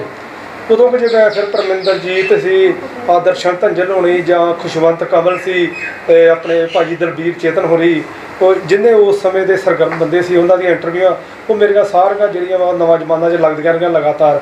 ਤੇ ਉਹ ਮੈਨੂੰ ਇਹਨਾਂ ਨੂੰ ਵੀ ਸ਼ਾਇਦ ਪਤਾ ਹੀ ਹੋਣਾ, ਮੈਂ ਘਰ ਜਾਂਦਾ ਹੁੰਦਾ ਸਾਂ ਚੇਤਨ ਸਾਹਿਬ ਦੇ ਕੋਲ, ਤੇ ਉਹਨਾਂ ਦੇ ਕੋਲ ਆਪਣੇ ਬਿਠਾ ਲੈਣਾ ਕਿਉਂਕਿ ਬੱਚਿਆਂ ਵਾਂਗੂ ਮੋਹ ਕਰਦੇ ਸੀ, ਤੇ ਉਹਨਾਂ ਸਾਰੀਆਂ ਗੱਲਾਂ ਬਾਤਾਂ ਦੱਸਣੀਆਂ, ਉਹਨਾਂ ਦੇ ਕੋਲ ਬਹਿ ਕੇ ਉਹਨਾਂ ਦਾ ਜਿਹੜਾ ਵਾ ਉਹ ਸਾਥ ਜਿਹੜਾ ਵਾ ਮਾਣਦਾ ਰਿਹਾ ਉਸ ਸਮੇਂ, ਔਰ ਬਹੁਤ ਵਧੀਆ ਉਹ ਜਿਹੜੀ ਉਹਨਾਂ ਦੀ ਇੰਟਰਵਿਊ ਸੀ। ਤੇ ਹੁਣ ਮੈਂ ਜਾਣਕਾਰੀ ਦਿੰਦਾ ਖੁਸ਼ੀ ਮਹਿਸੂਸ ਕਰ ਰਿਹਾ ਕਿ ਉਹ ਸਾਰੀਆਂ ਇੰਟਰਵਿਊਆਂ ਮੈਂ ਇਕੱਠੀਆਂ ਕਰ ਲਈਆਂ, ਕੋਈ 12-13 ਹੈਗੀਆਂ ਨੇ ਜਿਹੜੀਆਂ ਖਾਸ ਤੇ ਉਹਦੀ ਕਿਤਾਬ ਵੀ ਮੇਰੀ ਜਨਵਰੀ 'ਚ ਆ ਰਹੀ ਹੈ, ਸਾਰਾ ਕੰਮ ਉਹਦੇ 'ਤੇ ਚੱਲ ਰਿਹਾ ਵਾ, ਉਹ ਸਾਰੀਆਂ ਮੈਂ ਸਾਂਭ ਲਈਆਂ ਇਸ। ਤੇ ਦੂਸਰੀ ਜਿਹੜੀ ਆ ਇਹ ਜ਼ਿਆਦਾ ਸਹਿਤ ਪੜ੍ਹਨ ਦੇ ਨਾਲ, ਕਿਉਂਕਿ ਆਪਣੇ ਰੁਝੇਵੇਂ ਕੁਝ ਇੱਦਾਂ ਦੇ ਬਣ ਗਏ ਕਿ ਜਿਵੇਂ ਕੋਈ ਜੇ ਕਹੀਏ ਵੀ 20ਵੀਂ ਤਨਖਾਹ ਆਉਣ ਵਾਲਾ ਕੋਈ ਕਾਰੋਬਾਰ ਨਹੀਂ, ਤੇ ਉਹ ਉੱਡ ਕੇ ਦੇ ਪੰਛੀ ਵਾਂਗੂ ਚੋਗਾ ਚੁਗਣਾ ਪੈਂਦਾ, ਇਸ ਦੌਰ ਦੇ ਵਿੱਚ ਹੀ ਜਦੋਂ ਫਿਰ ਅਸੀਂ ਰਾਗ ਸ਼ੁਰੂ ਕੀਤਾ ਪਹਿਲੇ ਅੰਕ ਤੋਂ, ਕਿਉਂਕਿ ਅਸੀਂ ਸਲਾਹ ਮਸ਼ਵਰਾ ਕਰਕੇ ਮੈਂ ਤੇ ਪੁਰੇਵਾਲ ਜਿਹੜਾ ਵਾ ਸ਼ਾਇਦ ਬਹੁਤਿਆਂ ਨੂੰ ਕੁਝ ਭੁਲੇਖਾ ਹੋਵੇ, ਉਹ ਅਸੀਂ ਇੱਕੇ ਪਿੰਡ ਦੇ ਆ ਦੋਵੇਂ। ਤੇ ਜਦੋਂ ਸਾਡਾ ਮੁੱਢਲਾ ਦੌਰ ਸੀ, ਮੇਰੇ ਤੋਂ 4-5 ਸਾਲ ਪੁਰੇਵਾਲ ਵੱਡਾ, ਤੇ ਮੇਰੇ ਤੋਂ ਪਹਿਲਾਂ ਉਹ ਛਪਣ ਲੱਗ ਪਿਆ ਸੀ ਕਿਤੇ ਨਾ ਕਿਤੇ ਮੈਗਜ਼ੀਨਾਂ ਦੇ ਵਿੱਚ। ਤੇ ਫਿਰ ਮੈਂ ਉਹਦੀ ਅਗਵਾਈ ਜਿਹੜੀ ਕਬੂਲ ਕੇ ਤੇ ਅਸੀਂ ਜਿਹੜਾ ਸ਼ੁਰੂ ਕੀਤਾ ਆਪਣਾ ਉਹ ਦੌਰ।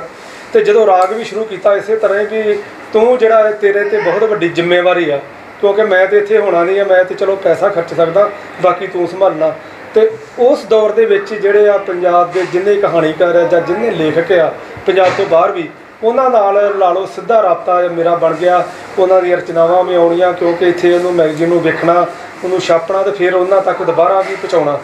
ਤੇ ਤ੍ਰਿਪਤਾ ਹੋਣਾ ਨਾਲ ਵੀ ਮੇਰੀ ਜਿਹੜੀ ਰਾਗ ਦੇ ਰਾਹੀਂ ਹੀ ਜਾਣ ਪਛਾਣ ਬਣੀ ਸੀ। ਤੇ ਚੰਡੀਗੜ੍ਹ ਦੇ ਵਿੱਚ ਸਾਡਾ ਪਹਿਲੀ ਵਾਰੀ ਉਹ ਕੇਂਦਰੀ ਪੰਜਾਬੀ ਲੇਖਕ ਸਭਾ ਦੇ ਧਰਨੇ 'ਚ, ਪਰ ਉਹ ਸਾਡੀਆਂ ਫੋਟੋਆਂ ਵੇਖ ਕੇ ਮਤਲਬ ਤ੍ਰਿਪਤਾ ਜੀ ਨੇ ਪਛਾਣ ਲਿਆ ਵੀ ਧਰਮਿੰਦਰ ਔਲਖ। ਤੇ ਚਲੋ ਇਸ ਢੰਗ ਦੇ ਨਾਲ ਹੁਣ ਵਧਾਈ ਬਣਦੀ ਆ ਵੀ, ਕਿਉਂਕਿ ਇਹਨਾਂ ਦੀ ਯੋਗਤਾ ਵਾ। ਜੇ ਪੰਜਾਬ ਦੇ ਵਿੱਚ ਸਾਡੇ ਨਵੀਂ ਪੀੜ੍ਹੀ ਦੇ ਜਿੰਨੇ ਕਹਾਣੀਕਾਰ ਆ, ਉਹ ਸਾਰਿਆਂ ਨਾਲ ਸਾਡਾ ਵਾਸਤਾ ਵਾ, ਸਾਰੇ ਸਮਰੱਥ ਨੇ, ਵਧੀਆ ਲਿਖ ਰਹੇ ਨੇ। ਪਰ ਕੁਛ ਨਾ ਕੁਛ ਤਾਂ ਗੱਲ ਇਹਨਾਂ 'ਚ ਵੱਖਰੀ ਹੈ ਆ ਵੀ ਇਹਨਾਂ ਦੀ ਚੋਣ ਹੋਈ ਆ, ਨਿਯਮਨ ਦੀ ਹੋਈ ਆ। ਤੇ ਅਨਿਯਮਨ ਬਾਰੇ ਵੀ ਮੈਂ ਇੰਨੀ ਗੱਲ ਕਹਿੰਦਾ ਵੀ ਜਦੋਂ ਮੈਂ ਮਾਨਸੇ ਦੇ ਵਿੱਚ ਠਹਿਰਨਾ ਹੋਵੇ ਤੇ ਉਹ ਘਰ ਜਿਹੜਾ ਵਾ ਉਹ ਸਾਡਾ ਰਹਿਣ ਬਸੇਰਾ ਹੁੰਦਾ। ਉਸ ਵੇਲੇ ਉਹਦੇ ਕੋਲ ਰਹੀਦਾ ਵਾ, ਉਹ ਅਸੀਂ ਬੜੀ ਦੇਰ ਰਾਤ ਤੱਕ ਗੱਲਾਂ ਕਰਦੇ ਰਹਿੰਦੇ ਆ। ਤੇ ਮੈਂ ਪਿਛਲੇ ਦਿਨ ਹੀ ਉਹਦੀ ਇੱਕ ਕਹਾਣੀ ਛਪੀ ਸੀ ਤੇ ਮੈਂ ਉਹਨੂੰ ਵਿਸ਼ੇਸ਼ ਤੌਰ ਤੇ ਫੋਨ ਕੀਤਾ। ਮੈਂ ਕਿਹਾ ਨਿਮਨ ਆਹ ਕਹਾਣੀ ਤੇ ਮਨ 'ਚ ਕਿੱਦਾਂ ਹੈ? ਕਹਿੰਦਾ ਅਜੀਤ ਅਖਬਾਰ ਦੇ ਵਿੱਚ ਹੀ ਉਹ ਕੰਮ ਕਰਦਾ, ਕੰਪਿਊਟਰ ਆਪਰੇਟਰ ਆ। ਤੇ ਕਹਿੰਦਾ ਵੀ ਇੱਕ ਖਬਰ ਛਪੀ ਸੀ, ਮੈਨੂੰ ਉਸ ਖਬਰ ਨੇ ਇੰਨਾ ਪ੍ਰਭਾਵਿਤ ਕੀਤਾ ਤੇ ਆਂਦਾ ਮੈਨੂੰ ਉਹਨੇ ਮਜਬੂਰ ਕੀਤਾ ਵੀ ਮੈਂ ਕਹਾਣੀ ਲਿਖਾਂ। ਮੈਂ ਇਹਨਾਂ ਦੀ ਸਰਗੀ ਦੀ ਕਹਾਣੀ ਛਪੀ ਸੀ ਹੌਲੀਡੇ ਵਾਈਫ, ਤੇ ਮੈਂ ਇੰਨੀ ਕਹਿ ਕੇ ਕੰਪਲੀਮੈਂਟ ਦਿੱਤੀ ਸੀ ਕਿ ਸਰਗੀ ਇਸ ਵਾਰੀ ਦੇ ਰਾਗ 'ਚ ਦੋ ਹੀ ਚੀਜ਼ਾਂ ਕੰਮ ਦੀਆਂ ਨੇ, ਇੱਕ ਤੇਰੀ ਕਹਾਣੀ ਤੇ ਇੱਕ ਮੇਰਾ ਟਾਈਟਲ। ਇਸ ਤੋਂ ਬਾਅਦ ਮੈਂ ਕੁਝ ਨਹੀਂ ਕਿਹਾ। ਮੇਰਾ ਖਿਆਲ ਇਸ ਤੋਂ ਬਾਅਦ ਕਹਿਣ ਦੀ ਕੁਝ ਲੋੜ ਵੀ ਨਹੀਂ ਸੀ। ਤੇ ਇਹਨਾਂ ਦੀਆਂ ਮੈਂ 3-4 ਕਹਾਣੀਆਂ ਪੜ੍ਹੀਆਂ ਨੇ। ਤੇ ਪਹਿਲਾਂ ਤੇ ਸਭ ਤੋਂ ਪਹਿਲਾਂ ਇਹਨਾਂ ਨੂੰ ਬਹੁਤ ਬਹੁਤ ਮੁਬਾਰਕ, ਤੁਹਾਨੂੰ ਵੀ, ਜੱਜਾਂ ਨੂੰ ਵੀ, ਪ੍ਰਬੰਧਕਾਂ ਨੂੰ। ਇਹ ਕਹਾਣੀਆਂ ਜਿਹੜੀਆਂ ਇੱਕ ਦਿਨ ਇੱਕ ਸੀ ਕੰਧ ਤੇ ਟੰਗਿਆ ਸਕੈਚ, ਔਰ ਇੱਕ ਕਹਾਣੀ ਬਾਰੇ ਮੈਂ ਕਹੂੰਗਾ ਕਿ ਜਦੋਂ ਆਉਣ ਵਾਲੇ ਸਮੇਂ 'ਚ ਤੁਸੀਂ ਦੇਖਿਓ, ਜਦੋਂ ਕਿਤੇ ਕੋਈ ਸ਼ਾਹਕਾਰ ਕਹਾਣੀਆਂ ਦੀ ਗੱਲ ਹੋਏਗੀ ਪੰਜਾਬੀ 'ਚ, ਤਾਂ ਇਹਨਾਂ ਦੀ ਕਹਾਣੀ ਜਿਹੜੀ ਜਾਇਆ ਵੱਡੀ ਉਹ ਜ਼ਰੂਰ ਸ਼ਾਮਿਲ ਕੀਤੀ ਜਾਊਗੀ। ਜਦੋਂ ਤ੍ਰਿਪਤਾ ਮੈਮ ਦੀਆਂ ਕਹਾਣੀਆਂ ਦਾ ਜ਼ਿਕਰ ਜਦੋਂ ਵੀ ਛਿੜਦਾ, ਕਿਉਂਕਿ ਮੈਂ ਇਸ ਗੱਲ ਦਾ ਵੀ ਗਵਾਹ ਹਾਂ ਕਿ ਇਹ ਬਹੁਤ ਸਾਰੇ ਸੈਮੀਨਾਰ, ਬਹੁਤ ਸਾਰੀਆਂ ਵਿਚਾਰ ਚਰਚਾ ਜਿਹੜੇ ਮੈਂ ਆਪ ਜਿਹਦੇ ਵਿੱਚ ਸ਼ਾਮਿਲ ਹੁੰਦਾ ਰਿਹਾ, ਸੁਣਦਾ ਰਿਹਾ ਬੈਠ ਕੇ।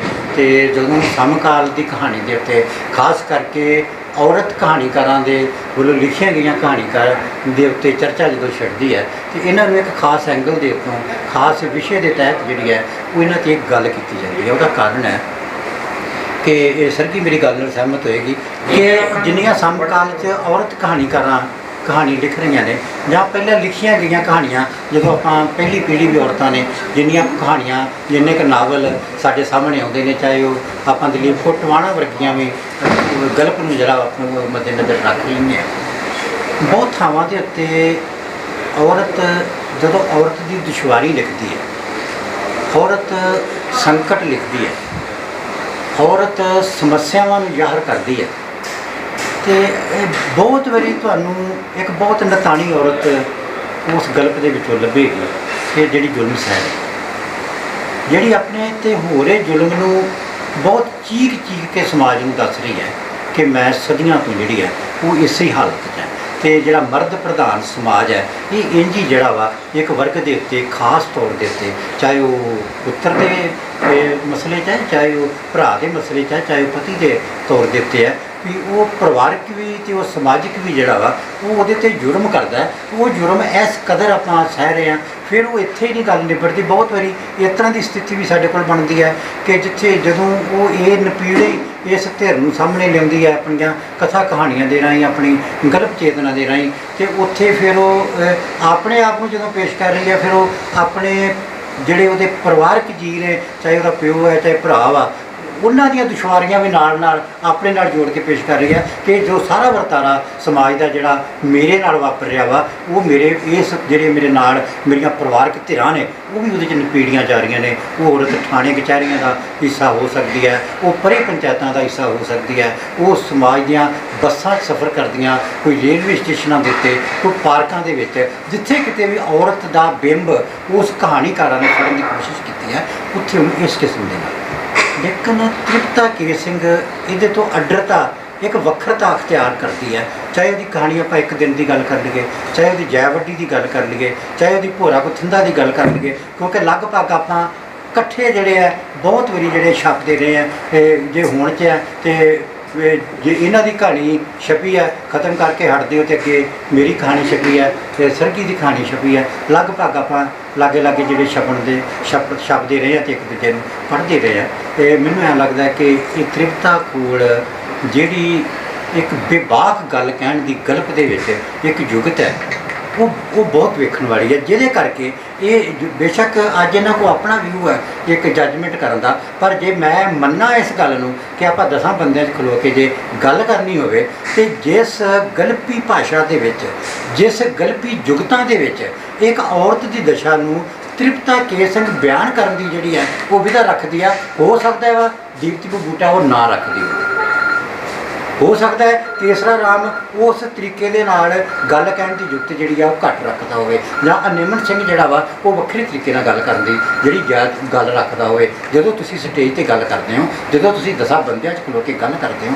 ਗੱਲ ਸਾਰਿਆਂ ਦੀ ਬਹੁਤ ਪਤੇ ਦੀ ਹੁੰਦੀ ਹੈ, ਸਾਰਿਆਂ ਕੋਲ ਸ਼ਬਦਾਂ ਦੀ ਕੋਈ ਕਮੀ ਨਹੀਂ ਹੁੰਦੀ, ਲੇਕਿਨ ਜਿਹੜੀ ਆਪਣੀ ਗੱਲ ਕਰਨ ਦੀ ਪੇਸ਼ਕਾਰੀ ਆ ਕਿ ਆਪਾਂ ਦੂਜੇ ਦੇ ਦਿਮਾਗ 'ਚ ਗੱਲ ਕਿਸ ਤਰ੍ਹਾਂ ਬਿਠਾਈ ਹੈ, ਮੇਰਾ ਖਿਆਲ ਹੈ ਕਿ ਦੂਜੇ ਦੇ ਅੰਦਰ ਘਰ ਕਰਕੇ ਗੱਲ ਜਿਹੜੀ ਹੈ ਉਹ ਤ੍ਰਿਪਤਾ ਦੇ ਸ਼ਬਦਾਂ 'ਚ ਜ਼ਿਆਦਾ ਜਿਹੜੀ ਹੈ ਉਹ ਮਹੱਤਵਪੂਰਨ ਹੈ। ਬਾਕੀਆਂ ਮੈਂ ਸਾਰੇ ਚੇਤਨ ਪਰਿਵਾਰ ਨੂੰ ਬਹੁਤ ਵਧਾਈ ਦਿੰਦੀ ਹਾਂ ਇਸ ਉਪਰਾਲੇ ਲਈ ਕਿ ਇੰਨੇ ਵੱਡੇ ਕਹਾਣੀਕਾਰ ਨੂੰ ਯਾਦ ਕਰ ਰਹੇ ਹਾਂ, ਅਸੀਂ ਉਹਨਾਂ ਦੀ ਰਚਨਾ ਨੂੰ ਯਾਦ ਕਰ ਰਹੇ ਹਾਂ। ਮੈਂ ਆਪਣੇ ਬਾਰੇ ਮੈਂ ਸ਼ਾਇਦ ਹੁਣ ਮੈਨੂੰ ਕੋਈ ਗੱਲ ਨਹੀਂ ਕਰਨੀ ਚਾਹੀਦੀ ਕਿਉਂਕਿ ਬਹੁਤ ਗੱਲਾਂ ਹੋ ਗਈਆਂ ਆ, ਕਹਾਣੀ ਬਾਰੇ ਵੀ ਬਹੁਤ ਗੱਲਾਂ ਹੋ ਗਈਆਂ ਆ। ਮੈਂ ਸਿਰਫ ਇੰਨਾ ਹੀ ਕਹਿਣਾ ਚਾਹੁੰਦੀ ਹਾਂ ਕਿ ਮੈਂ ਜਦੋਂ ਲਿਖਣਾ ਸ਼ੁਰੂ ਕੀਤਾ, ਮੈਂ ਕਾਫੀ ਲੇਟ ਲਿਖਣਾ ਸ਼ੁਰੂ ਕੀਤਾ, ਬਹੁਤ ਘੱਟ ਮੈਂ ਲਿਖਿਆ ਆ। ਸਾਲ 'ਚ ਇੱਕ ਜਾਂ ਵੱਧ ਤੋਂ ਵੱਧ 2 ਕਹਾਣੀਆਂ ਤਾਂ ਕਿਸੇ ਇੱਕ ਸਾਲ 'ਚ ਹੀ ਆਈਆਂ ਹੋਣਗੀਆਂ, ਪਰ ਮੈਂ ਪੜ੍ਹਿਆ ਬਹੁਤ ਆ। ਮੈਂ ਪਹਿਲਾਂ ਬਹੁਤ ਹੀ ਜ਼ਿਆਦਾ ਪੜ੍ਹਿਆ ਆ ਅਤੇ ਮੈਂ ਇਹ ਕਹਿਣਾ ਚਾਹੁੰਦੀ ਹਾਂ ਕਿ ਜਦੋਂ ਵੀ ਕੋਈ ਲਿਖਦਾ ਆ, ਇਹ ਕੋਈ ਹਵਾ 'ਚੋਂ ਹੀ ਨਹੀਂ ਕੋਈ ਵੀ ਚੀਜ਼ ਆਉਂਦੀ ਹੈਗੀ। ਉਹਦੇ ਲਈ ਪਹਿਲਾਂ ਸਾਡੇ ਜਿਹੜੇ ਕਹਾਣੀਕਾਰ ਹੈਗੇ ਆ, ਵੱਡੇ ਕਹਾਣੀਕਾਰ ਹੈ, ਦਲਬੀਰ ਚੇਤਨ ਹੋ ਰਹੀ ਹੈ, ਪ੍ਰੇਮ ਪ੍ਰਕਾਸ਼ ਹੋ ਰਹੀ ਹੈ, ਵਰਿਆਮ ਸੰਧੂ ਜੀ ਹੈ, ਬੋਰਖੀ ਜੀ ਹੈ, ਕਜ਼ਾਕ ਜੀ ਹੈ, ਰੁਪਾਣਾ ਜੀ ਹੈ। ਉਸ ਤੋਂ ਵੀ ਪਹਿਲਾਂ ਜਿਹੜੇ ਹੋਏ ਆ, ਜਦੋਂ ਮੈਂ MA ਕਰਦੀ ਸੀ ਤਾਂ ਮੈਂ ਉਸ ਤੋਂ ਪਹਿਲਾਂ ਵੀ ਸ਼ੁਰੂਆਤੀ ਦੌਰ ਦੇ ਵੀ ਸਾਰੇ ਕਹਾਣੀਕਾਰਾਂ ਨੂੰ ਪੜ੍ਹਿਆ ਆ, ਅਤੇ ਉਹ ਜਿਹੜੇ ਪੂਰਨੇ ਉਹਨਾਂ ਨੇ ਪਾਏ ਹੈ ਉੱਚ ਪਾਏ ਦੀ ਕਹਾਣੀ ਲਿਖਣ ਦੇ, ਅਤੇ ਉਹਨੂੰ ਮੈਂ ਆਪਣੇ ਅੰਦਰ ਆਤਮਸਾਤ ਕਰਦੀ ਰਹੀ ਹਾਂ। ਪੜ੍ਹ ਕੇ ਉਹ ਸਭ ਚੀਜ਼ਾਂ ਮੈਂ ਗ੍ਰਹਿਣ ਕਰਦੀ ਰਹੀ ਹਾਂ ਕਿਤੇ ਨਾ ਕਿਤੇ ਉਹ ਸਭ ਚੀਜ਼ਾਂ, ਕਿਉਂਕਿ ਇੱਕ ਨੀਂਵ ਜਿਹੜੀ ਹੈ ਉਹਨਾਂ ਨੇ ਉਸਾਰੀ ਹੈ, ਅਤੇ ਅਸੀਂ ਤਾਂ ਬਾਅਦ ਵਿੱਚ ਸਮਝ ਲਓ ਕਿ ਉਹਦੇ ਉੱਤੇ ਰਦੇ ਹੀ ਲਗਾ ਰਹੇ ਹਾਂ। ਅਤੇ ਮੈਂ ਕੋਸ਼ਿਸ਼ ਕਰਦੀ ਹਾਂ ਕਿ ਜਿਸ ਮੁਕਾਮ 'ਤੇ ਉਹਨਾਂ ਦੀ ਕਹਾਣੀ ਪਹੁੰਚੀ ਹੈ, ਜੇ ਮੈਂ ਉਸ ਮੁਕਾਮ 'ਤੇ ਨਾ ਵੀ ਪਹੁੰਚ ਸਕਾਂ ਅਤੇ ਮੈਂ ਕਮ ਸੇ ਕਮ ਇੰਨਾ ਜ਼ਰੂਰ ਕਰਾਂ ਕਿ ਜੇ ਉਹ ਮੈਂ ਲਿਖਦੀ ਹੈਗੀ ਹਾਂ ਅਤੇ ਜਿਸ ਕਰਕੇ ਜਿਨ੍ਹਾਂ ਦੇ ਨਾਮ ਕਰਕੇ ਅੱਜ ਮੇਰੀਆਂ ਕਹਾਣੀਆਂ ਨੂੰ ਇਹ ਇੰਨਾ ਵੱਡਾ ਸਨਮਾਨ ਜਿਹੜਾ ਹੈ ਉਹ ਦਿੱਤਾ ਜਾ ਰਿਹਾ ਆ, ਅਤੇ ਐਟਲੀਸਟ ਮੈਂ ਉਸ ਮਿਆਰ ਨੂੰ ਜ਼ਰੂਰ ਕਾਇਮ ਰੱਖਾਂ ਕਹਾਣੀ ਦੇ ਵਿੱਚ। ਆਉਣ ਵਾਲੇ ਸਮੇਂ ਦੇ ਵਿੱਚ ਵੀ ਇਨਾਮ ਸਨਮਾਨ ਜਿਹੜੇ ਹੁੰਦੇ ਆ, ਇੱਕ ਬਹੁਤ ਹੀ ਜ਼ਿਆਦਾ ਜ਼ਿੰਮੇਵਾਰੀ ਵਾਲਾ ਵੀ ਕੰਮ ਹੋ ਜਾਂਦਾ ਆ ਆਉਣ ਵਾਲੇ ਸਮੇਂ 'ਚ, ਕਿ ਉਸ ਮਿਆਰ ਨੂੰ ਮੈਂ ਕਾਇਮ ਰੱਖਾਂ ਆਪਣੀਆਂ ਲਿਖਤਾਂ ਦੇ ਵਿੱਚ, ਤਾਂ ਕਿ ਅੱਛਾ ਮੈਂ ਕੁਝ ਹੋਰ ਨਵਾਂ ਲਿਖਾਂ ਅਤੇ ਅੱਛਾ ਲਿਖਾਂ, ਉਸ ਤੋਂ ਵੀ ਜ਼ਿਆਦਾ ਅੱਛਾ ਲਿਖਾਂ, ਤਾਂ ਕਿ ਉਹ ਜਿਹੜਾ ਅੱਜ ਦਲਬੀਰ ਚੇਤਨ ਦੇ ਨਾਮ 'ਤੇ ਜਿਹੜਾ ਇਹ ਅਵਾਰਡ ਮੇਰੀਆਂ ਕਹਾਣੀਆਂ ਦੀ ਕਿਤਾਬ ਨੂੰ ਦਿੱਤਾ ਜਾ ਰਿਹਾ ਹੈਗਾ ਆ, ਉਹ ਜਸਟੀਫਾਈ ਹੋ ਸਕੇ ਕਿ ਹਾਂ ਇਹ ਨਹੀਂ ਹੈ ਕਿ ਇੱਕ ਕਿਤਾਬ ਨਾਲ ਲੈ ਕੇ ਅਤੇ ਬੈਠ ਗਏ।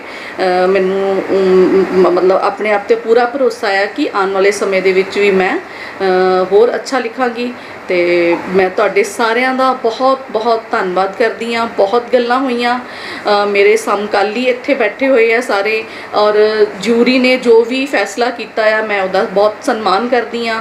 ਬਹੁਤ ਸਾਰੀਆਂ ਬੁੱਕਸ ਤੁਹਾਡੇ ਕੋਲ ਆਈਆਂ ਆ ਤੇ ਉਹਨਾਂ ਦੇ ਵਿੱਚੋਂ ਤੁਸੀਂ ਬਹੁਤ ਮਿਹਨਤ ਦੇ ਨਾਲ ਇਹ ਚੋਣ ਕੀਤੀ ਹੈ ਤੇ ਤੁਸੀਂ ਸਾਰੇ ਵਧਾਈ ਦੇ ਪਾਤਰ ਹੋ, ਜਿੰਨੇ ਵੀ ਜੂਰੀ ਮੈਂਬਰ ਸੀਗੇ ਤੇ ਜਿੰਨੇ ਵੀ ਇੱਥੇ ਅਦੀਬ ਬੈਠੇ ਆ, ਮੇਰੇ ਹੋਰ ਜਿਹੜੇ ਕਹਾਣੀਕਾਰ ਆ ਜਿਨ੍ਹਾਂ ਦੀਆਂ ਕਿਤਾਬਾਂ ਮੇਰੀ ਕਿਤਾਬ ਦੇ ਨਾਲ ਹੀ ਆਈਆਂ ਹੈਗੀਆਂ ਆ, ਮੈਂ ਉਹਨਾਂ ਦੀਆਂ ਕਿਤਾਬਾਂ ਪੜ੍ਹੀਆਂ ਵੀ ਹੈ ਸਾਰੀਆਂ ਤੇ ਮੈਂ ਉਹਨਾਂ ਨੂੰ ਮਤਲਬ ਇਹ ਸਾਰੀ ਪਸੰਦ ਹੁੰਦੀ ਹੈ। ਜੱਜਮੈਂਟ ਕਰਨ ਦਾ ਇੱਕ ਅਲੱਗ ਤਰੀਕਾ ਹੁੰਦਾ ਹੈ, ਜਿੱਦਾਂ ਕਿ ਸਰਗੀ ਮੈਡਮ ਨੇ ਦੱਸਿਆ ਵੀ ਅਸੀਂ ਕਿਹੜੇ ਨੁਕਤਿਆਂ ਦੇ ਉੱਤੇ ਕਹਾਣੀਆਂ ਨੂੰ ਜੱਜਮੈਂਟ ਕਰਦੇ ਹਾਂ, ਪਰ ਇੱਕ ਪਾਠਕ ਦੇ ਤੌਰ ਤੇ ਮੈਂ ਸਭ ਨੂੰ ਉਹਨਾਂ ਨੂੰ ਵੀ ਬਹੁਤ ਪਸੰਦ ਕਰਦੀ ਹਾਂ। ਅਨੇਮਨ ਸਿੰਘ ਨੂੰ ਵੀ ਬਹੁਤ ਵਧਾਈ ਦਿੰਦੀ ਹਾਂ ਕਿ ਉਹਨਾਂ ਦੀ ਕਹਾਣੀ ਦੀ ਕਿਤਾਬ ਨੂਰੀ ਨੂੰ ਵੀ ਇਹ ਦਲਵੀਰ ਚੇਤਨ ਯਾਦਗਾਰੀ ਅਵਾਰਡ ਦੇ ਨਾਲ ਸਨਮਾਨਿਤ ਕੀਤਾ ਗਿਆ ਆ ਤੇ ਉਹ ਅੱਜ ਕਿਸੇ ਵਜ੍ਹਾ ਕਰਕੇ ਇੱਥੇ ਆ ਨਹੀਂ ਸਕੇ, ਪਰ ਮੈਂ ਸਮਝਦੀ ਹਾਂ ਕਿ ਉਹ ਸਾਡੇ ਵਿੱਚ ਹੀ ਨੇ। ਤੇ ਅੱਜ ਮੈਡਮ ਧਾਲੀਵਾਲ ਬੈਠੇ ਆ, ਇਹ ਨਵੇਂ ਕਹਾਣੀਕਾਰ ਹੈਗੇ ਆ, ਮੈਂ ਨਵੇਂ ਕਹੂੰਗੀ, ਪਤਾ ਨਹੀਂ ਕਾਫੀ ਦੇਰ ਤੋਂ ਲਿਖ ਰਹੇ ਹੋਣਗੇ ਪਰ ਮੈਨੂੰ ਲੱਗਦਾ ਹੈ ਕਿ ਨਵੇਂ ਆ। ਤੇ ਮੈਂ ਇਹਨਾਂ ਦੀ ਕਹਾਣੀ ਦੀ ਕਾਇਲਾਂ ਦੀ ਦਵਿੰਦਰ ਹੋਰਾਂ ਦੀ ਕਹਾਣੀ ਕਦੀ ਵੀ ਕਿਤੇ ਵੀ ਛਪੇ ਤਾਂ ਮੈਂ ਜ਼ਰੂਰ ਪੜ੍ਹਦੀ ਹਾਂ। ਔਰ ਜਿੱਦਾਂ ਕਿ ਉਹਨਾਂ ਨੇ ਦੱਸਿਆ ਕਿ ਮੈਂ ਟਿੱਪਣੀ ਵੀ ਕਰਦੀ ਹਾਂ, ਰੁੱਤ ਫਿਰੀ ਬਣ ਕੰਬਿਆ, ਕਿੰਨੀ ਵਾਰੀ ਮਰਜ਼ੀ ਪੜ੍ਹ ਲਓ ਉਨੀ ਵਾਰੀ ਘੱਟ ਹੈ, ਓੜਕ ਸੱਚ ਰਹੀ ਕਹਾਣੀ ਮੈਂ ਜਿੰਨੀ ਵਾਰੀ ਪੜ੍ਹ ਲਵਾਂ ਸ਼ਾਇਦ ਉਨੀ ਵਾਰੀ ਘੱਟ ਹੈ, ਬਾਰ-ਬਾਰ ਪੜ੍ਹਨ ਨੂੰ ਦਿਲ ਕਰਦਾ ਆ। ਸਰਗੀ ਮੈਡਮ ਦੀਆਂ ਸਾਰੀਆਂ ਕਹਾਣੀਆਂ ਮੈਂ ਪੜ੍ਹੀਆਂ ਹੋਈਆਂ ਹੁਣ ਤੱਕ। ਹੌਲੀਡੇ ਵਾਈਫ ਨੇ ਜਿਹੜਾ ਸਾਰੇ ਪਾਸੇ ਪਸਾਰਾ ਕੀਤਾ ਆ, ਇਸ ਕਰਕੇ ਨਹੀਂ ਕਿ ਉਹਦਾ ਵਿਸ਼ਾ ਬੋਲਡ ਹੈ, ਵਿਸ਼ਾ ਕਿਸੇ ਵੀ ਕਹਾਣੀ ਦਾ ਬੋਲਡ ਹੋ ਸਕਦਾ ਹੈ, ਪਰ ਉਹਦਾ ਨਿਭਾਅ ਜਿਹੜਾ ਹੁੰਦਾ ਕਿਸੇ ਵੀ ਕਹਾਣੀ ਦਾ ਉਹ ਕਿਸ ਤਰ੍ਹਾਂ ਰਾਈਟਰ ਕਰਦਾ ਹੈਗਾ, ਇਸ ਚੀਜ਼ ਤੇ ਕਹਾਣੀ ਦੀ ਜਿਹੜੀ ਐਸਥੈਟਿਕ ਜਿਹੜੇ ਪੱਖ ਹੈਗੇ ਆ ਉਸ ਪੱਖ ਤੋਂ ਅਗਰ ਦੇਖਿਆ ਜਾਵੇ ਤਾਂ ਉਹ ਬਹੁਤ ਖੂਬਸੂਰਤ ਕਹਾਣੀ ਹੈ। ਤੇ ਸਰਗੀ ਹੋਰੀ ਆਪਣੇ ਪਿਤਾ ਜੀ ਦੀ ਵਿਰਾਸਤ ਨੂੰ ਅੱਗੇ ਲੈ ਕੇ ਜਾ ਰਹੇ ਹੈ। ਨਵਚੇਤਨ ਜੀ ਹੋਰ ਪੱਖਾਂ ਤੋਂ ਬਹੁਤ ਸਾਰੇ ਰਾਜਨੀਤਿਕ ਪੱਖਾਂ ਤੋਂ ਵੀ ਦੇਖ ਰਹੇ ਆ ਸਭ ਚੀਜ਼ਾਂ ਨੂੰ ਤੇ ਕਹਾਣੀ ਵੀ ਲਿਖਦੇ ਆ ਤੇ ਬਹੁਤ ਵਧੀਆ ਕਹਾਣੀ ਲਿਖਦੇ ਆ। ਤੇ ਮੈਂ ਇਹਨਾਂ ਸਾਰਿਆਂ ਨੂੰ, ਸਾਰੇ ਪਰਿਵਾਰ ਨੂੰ, ਖਾਸ ਕਰਕੇ ਅੱਜ ਮੈਨੂੰ ਮੌਕਾ ਮਿਲਿਆ ਹੈਗਾ ਆ ਦਲਬੀਰ ਚੇਤਨ ਹੋਰਾਂ ਦੀ ਵਾਈਫ ਨੂੰ ਮਿਲਣ ਦਾ ਤੇ ਮੈਂ ਆਪਣੇ ਆਪ ਨੂੰ ਵਡਭਾਗੀ ਸਮਝਦੀ ਹਾਂ। ਤੇ ਪਰ ਮੈਨੂੰ ਇਹ ਵੀ ਦੇਗਾ ਕਿ ਮੈਂ ਮਤਲਬ ਦਲਬੀਰ ਚੇਤਨ ਹੋਰਾਂ ਨੂੰ ਮਤਲਬ ਕਿ ਸਰੀਰਕ ਤੌਰ ਤੇ ਜਦੋਂ ਇੱਥੇ ਸੀਗੇ ਸੰਸਾਰ ਤੇ ਨਹੀਂ ਮਿਲ ਸਕੀ, ਪਰ ਮੈਂ ਉਹਨਾਂ ਦੀਆਂ ਕਹਾਣੀਆਂ ਦੇ ਰਸਤੇ, ਉਹਨਾਂ ਦੀ ਰਚਨਾ ਦੇ ਰਸਤੇ ਉਹਨਾਂ ਨੂੰ ਸ਼ਾਇਦ ਜ਼ਿਆਦਾ ਵਧੀਆ ਤਰੀਕੇ ਨਾਲ ਜਾਣ ਸਕਦੀ ਹੈਗੀ ਹਾਂ। ਮਤਲਬ ਮੈਂ ਉਚੇਚੇ ਤੌਰ ਤੇ ਗੱਲ ਕਹਿਣਾ ਚਾਹੁੰਦੀ ਹਾਂ ਕਿ ਉਹਨਾਂ ਦੀ ਕਹਾਣੀ ਦੀਆਂ ਬਾਰੀਕੀਆਂ ਜਿਹੜੀਆਂ ਸੀਗੀਆਂ ਸਭ ਨੇ ਗੱਲਾਂ ਕੀਤੀਆਂ ਹੈ। ਪਿਛਲੇ ਦਿਨਾਂ 'ਚ ਮੈਂ ਪੜ੍ਹ ਰਹੀ ਸੀਗੀ ਕਿ ਕਿਸੇ ਨੇ ਉਹਨਾਂ ਦੀ ਕਹਾਣੀ ਪੜ੍ਹ ਕੇ ਖੱਤ ਲਿਖਿਆ, ਡਾਕਟਰ ਰੰਜੂ ਹੋਰਾਂ ਨੇ, ਕਿ ਕੋਈ ਵੀ ਲਿਖਾਰੀ ਜਿਹੜਾ ਹੈ ਉਹਨਾਂ ਦੀ ਰਚਨਾ ਪੜ੍ਹ ਕੇ ਉਹਨਾਂ ਨੇ ਖੱਤ ਲਿਖਿਆ, ਸ਼ਾਇਦ ਨਾਗਮਣੀ 'ਚ ਕਹਾਣੀ ਛਪੀ ਸੀਗੀ ਉਹ, ਹਾਂ, ਤੇ ਉਹਨਾਂ ਨੇ ਡਾਕਟਰ ਇੰਦੂ ਨੇ ਕਿ ਮਤਲਬ ਜਿਹੜਾ ਰਾਈਟਰ ਹੈ ਉਹ ਤਾਂ ਆਪਣੇ ਪਾਤਰਾਂ ਦੇ ਮੋਢਿਆਂ ਤੇ ਸਿਰ ਰੱਖ ਕੇ ਆਪਣਾ ਦਰਦ ਜਿਹੜਾ ਆ ਉਹ ਹਲਕਾ ਕਰ ਲੈਂਦਾ ਆ ਤੇ ਪਾਠਕ ਜਿਹੜਾ ਹੈਗਾ ਆ ਉਹ ਆਪਣਾ ਦਰਦ ਕਿਹਦੇ ਨਾਲ ਸਾਂਝਾ ਕਰੇ। ਇਹ ਬਹੁਤ ਵੱਡੀ ਗੱਲ ਹੈ, ਬਹੁਤ ਹੀ ਬਾਰੀਕ ਔਰ ਸੂਖਮ ਗੱਲ ਹੈਗੀ ਆ ਕਿ ਜਦੋਂ ਵੀ ਕੋਈ ਇਸ ਤਰ੍ਹਾਂ ਦੀ ਕੋਈ ਰਚਨਾ ਜਾਂ ਕੋਈ ਪਾਤਰ ਉਸਾਰੀ ਹੁੰਦੀ ਆ, ਕਿਸੇ ਵੀ ਕੋਈ ਰਾਈਟਰ ਕਰਦਾ ਆ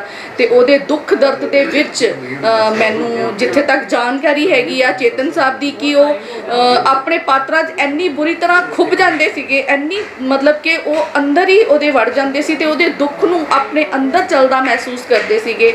ਜਦੋਂ ਤੱਕ ਕਿਸੇ ਵੀ ਰਾਈਟਰ ਦੀ ਇਹ ਸਟੇਜ ਨਹੀਂ ਆਉਂਦੀ ਤੇ ਸ਼ਾਇਦ ਉਹਦੇ ਪਾਤਰ ਵੀ ਉਹਦੀ ਪਕੜ 'ਚ ਨਹੀਂ ਆਉਂਦੇ।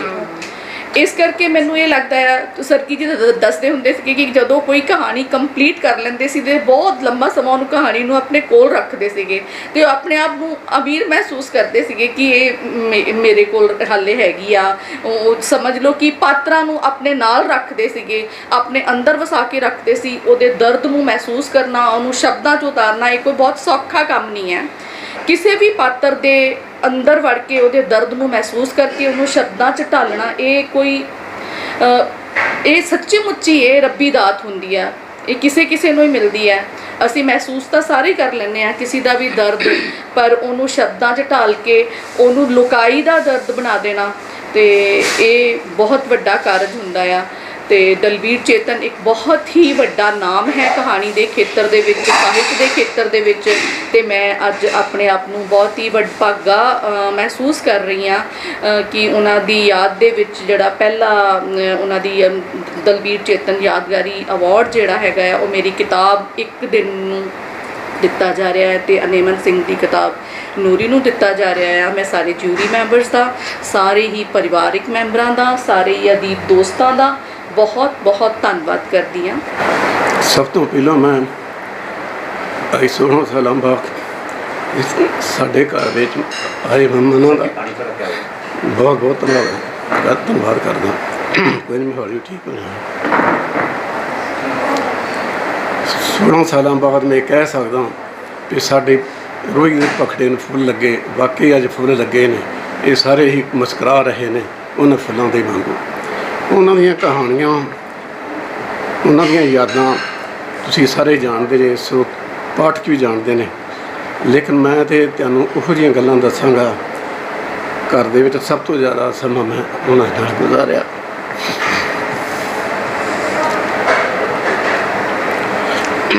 ਅਜੇ ਮੈਨੂੰ ਯਾਦ ਹੈ ਕਿ ਜਦੋਂ ਭਾਜੀ ਨੇ ਉੱਥੇ ਘਰ ਦੇ ਵਿੱਚ ਫੰਕਸ਼ਨ ਕਰਦੇ ਸੀਗੇ ਅਤੇ ਸਾਡੀਆਂ ਡਿਊਟੀਆਂ ਲਾਈਆਂ ਜਾਂਦੀਆਂ ਵੀ ਤੁਸੀਂ ਆਹ ਕਰਨਾ, ਉਹ ਕਰਨਾ। ਜਿਹੜੀ ਸਭ ਤੋਂ ਸਖਤ ਡਿਊਟੀ ਸੀ ਮੇਰੇ ਛੋਟੇ ਬ੍ਰਦਰ ਪ੍ਰਸ਼ਿੰਦਰ ਨੂੰ ਦੇਣੀ ਵੀ ਨਸ਼ੇ ਪੱਤੇ ਦਾ ਤੂੰ ਇੰਤਜ਼ਾਮ ਕਰਨਾ, ਆਏ ਬੰਦਿਆਂ ਦੀ, ਆਏ ਵੀਰਾਂ ਦੀ ਤੁਸੀਂ ਸੇਵਾ ਕਰਨੀ ਹੈ।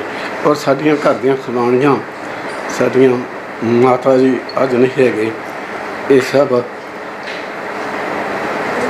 ਦੌੜ ਦੌੜ ਕੇ ਸੇਵਾ ਕਰਦੀਆਂ। ਇਹਨਾਂ ਚਾਹ ਹੁੰਦਾ ਸੀ ਨਾ, ਉਹਨਾਂ ਆਪਣੇ ਪੇਕਿਆਂ ਦਾ ਉਹਨਾਂ ਦਾ ਚਾਹ ਨਹੀਂ ਹੁੰਦਾ।